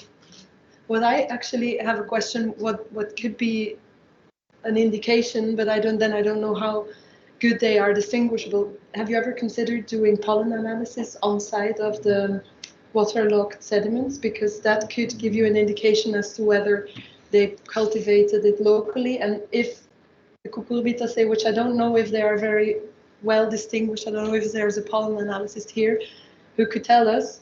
This could give an extra indication to whether it was cultivated locally and whether it is cucumber or not. Have you? We haven't done pollen analysis yet, so kind of developing environmental archaeology and aphrodisias is a work in progress. We've applied funding up to see if we get to do some isotopes and things, but so one step at a time, I guess. But you also can't export things out of Turkey. Oh, that's true. So I think you can do pollen now. It takes quite a while. So I mean, yeah, we're building up to that because we'd love to do coring in the site, around the site, see what's. But even on this, I mean, on the same sample, because actually plant macro remains and micro remains, they can be, they give you a different spectrum, and they can, let's say, how do you say this in English? They are compulsory, or they make, some species are only preserved as pollen, like aniseed, for example. You hardly find it as a macro remain. So it's just a suggestion I would keep from every sample I do. I would keep a little bit to do pollen analysis for in the future. That's true. Yeah, we have some left that we haven't, that I haven't processed, and then there's luckily lots of things like the ring drain left, bits of the ring drain left that are unexcavated. So that's great. Yeah. I thought there were like three more questions, like here. Yeah. Oh, and another one. Maybe we'll start here, okay? Just one to add to the DNA question. I suppose waterlogged is very good, very suitable for DNA analysis in general. But I don't know about in Aphrodisias the state of preservation also of these seeds, because in general for DNA they have to be really complete. So I don't know how complete your seeds are, for example, because that would really impact the potential of DNA analysis. And I just had a general question for the first presentation, but maybe you have more detailed questions still for Aphrodisias. I don't know.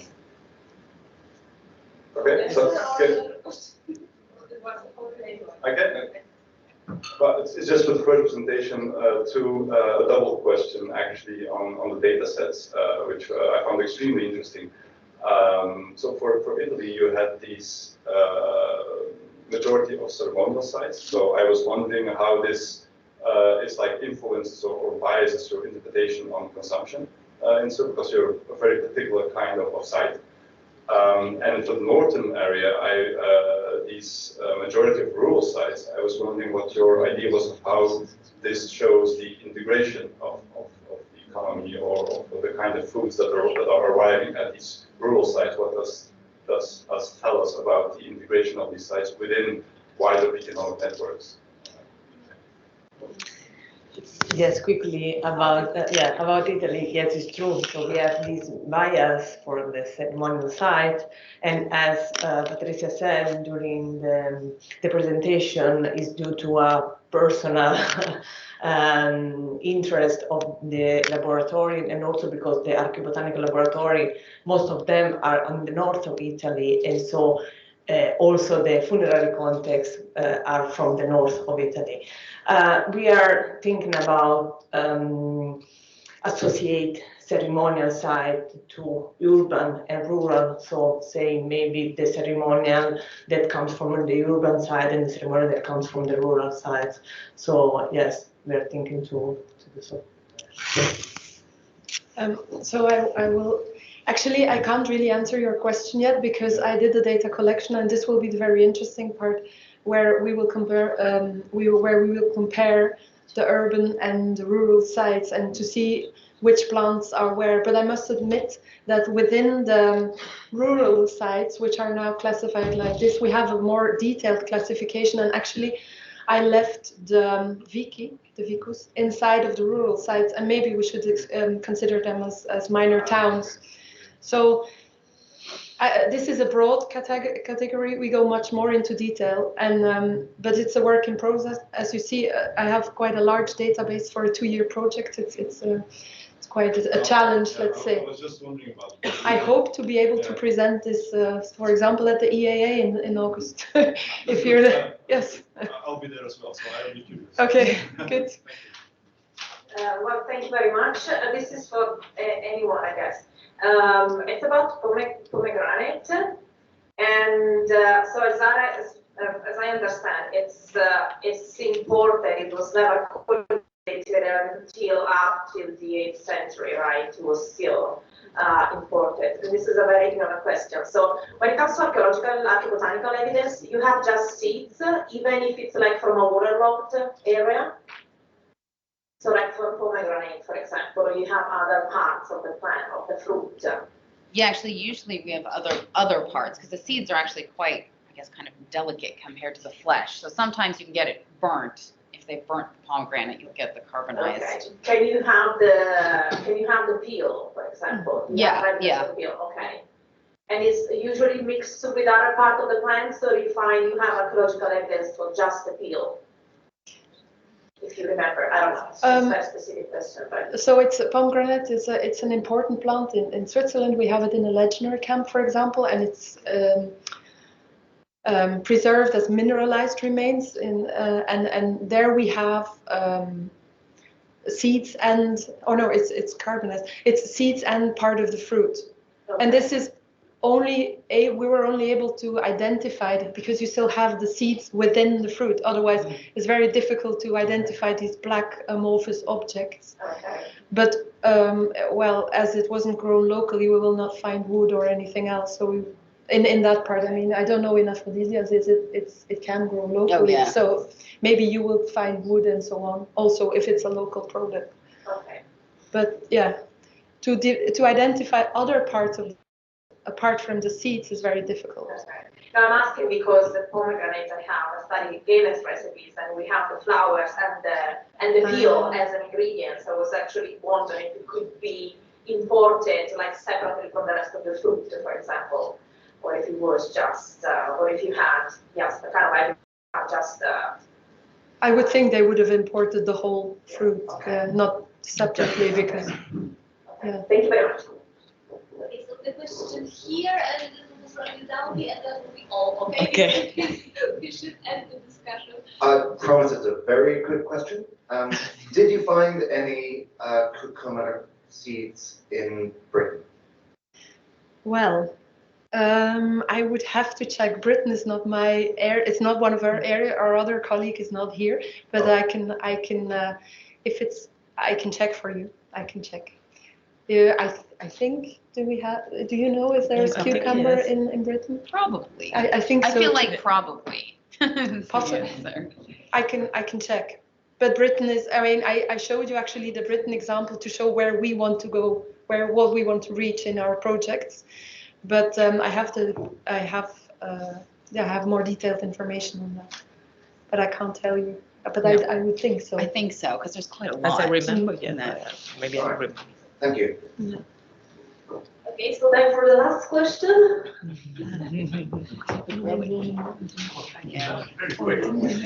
This is about cucumber also first, but also about pepper. About cucumber, it's important if you have finds of Cucumber sativus, because it's been argued fairly recently that the species didn't reach the Mediterranean until the mid-Byzantine period, and that what is usually translated as cucumber in Greek and Roman texts was shaped melon, a variety of Cucumis melon. So it would be really important if you can distinguish the two. But, so that, I don't know if you want to comment on that.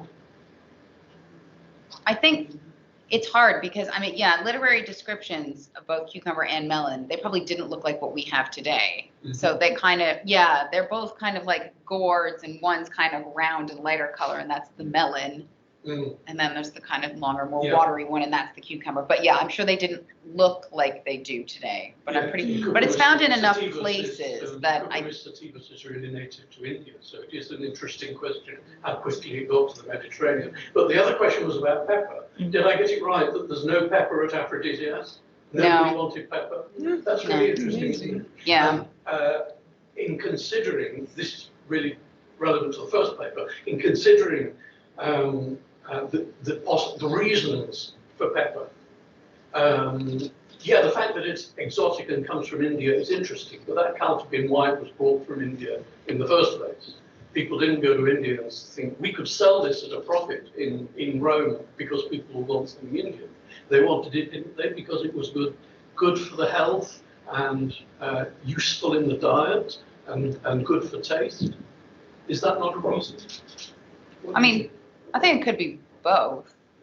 I'm sure it could be both. I don't know if people ever ate it in huge enough quantities to have any actual medicinal effects. I mean, if you think about your jar of pepper, how long, the grinder, how long that lasts, it's a pretty long time. So what are you eating, like 200 peppercorns over like several months, I guess? It's a good diuretic. True. Just as fig, again, you can say that fig is a snack to walk around with if people snack it. But fig is very, very good for the diet, for the digestion. And a lot of people do that. I would. You seem to be dismissing there seems to be an idea of dismissing the health usage. But I think, sorry to interrupt, but I think it's too expensive to import it just as for medicinal reasons. It comes from very far away, and it's actually always. Well, this is an opinion. It's in the context we have, it is always associated with high social context. Oh, yes. So there is that's why we archaeobotanists interpret it as an exotic thing, which was like a flavor of the East, and actually in the archaeobotanical circles, we never really have considered it. Maybe we should, as a medicinal plant, just because of the cost of it. Well, yes.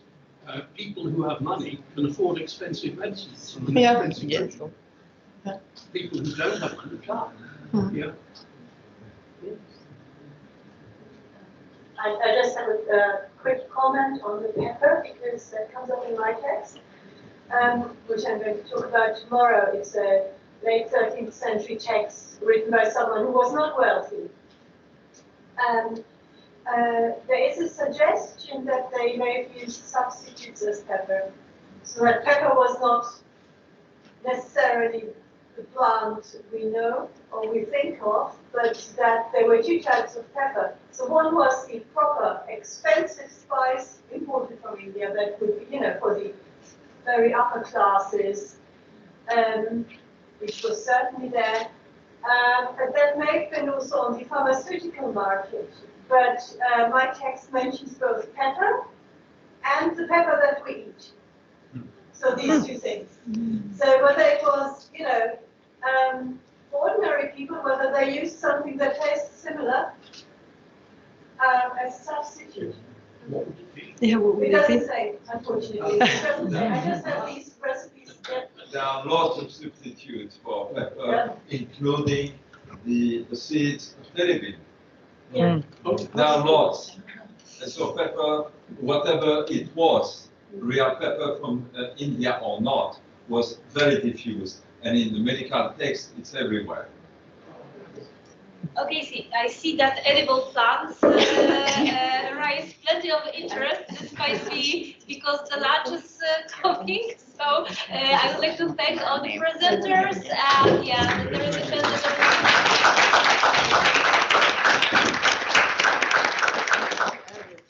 we can come for cucumbers and pepper for lunch. Maybe not graduate, but I understand what it is. I don't know. I know. I think it's only aphrodisiacs because it's got it's like weird. Treasure. It is, yeah. And I need to go and look at it again because I looked at it last season, like quickly, because you can't take anything out. You can't like bring it back to use a reference line. Not like a full one. Yeah, I can start to take things out.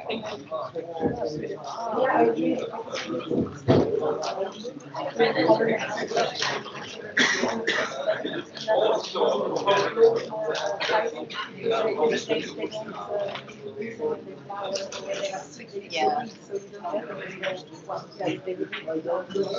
Well, we have some out because we took parasites out. They're in Canada right now. You put it in the pack. We call them phytoliths because we don't want to freak anyone out in Turkey by saying here. We call them phytoliths, but we took them out. So.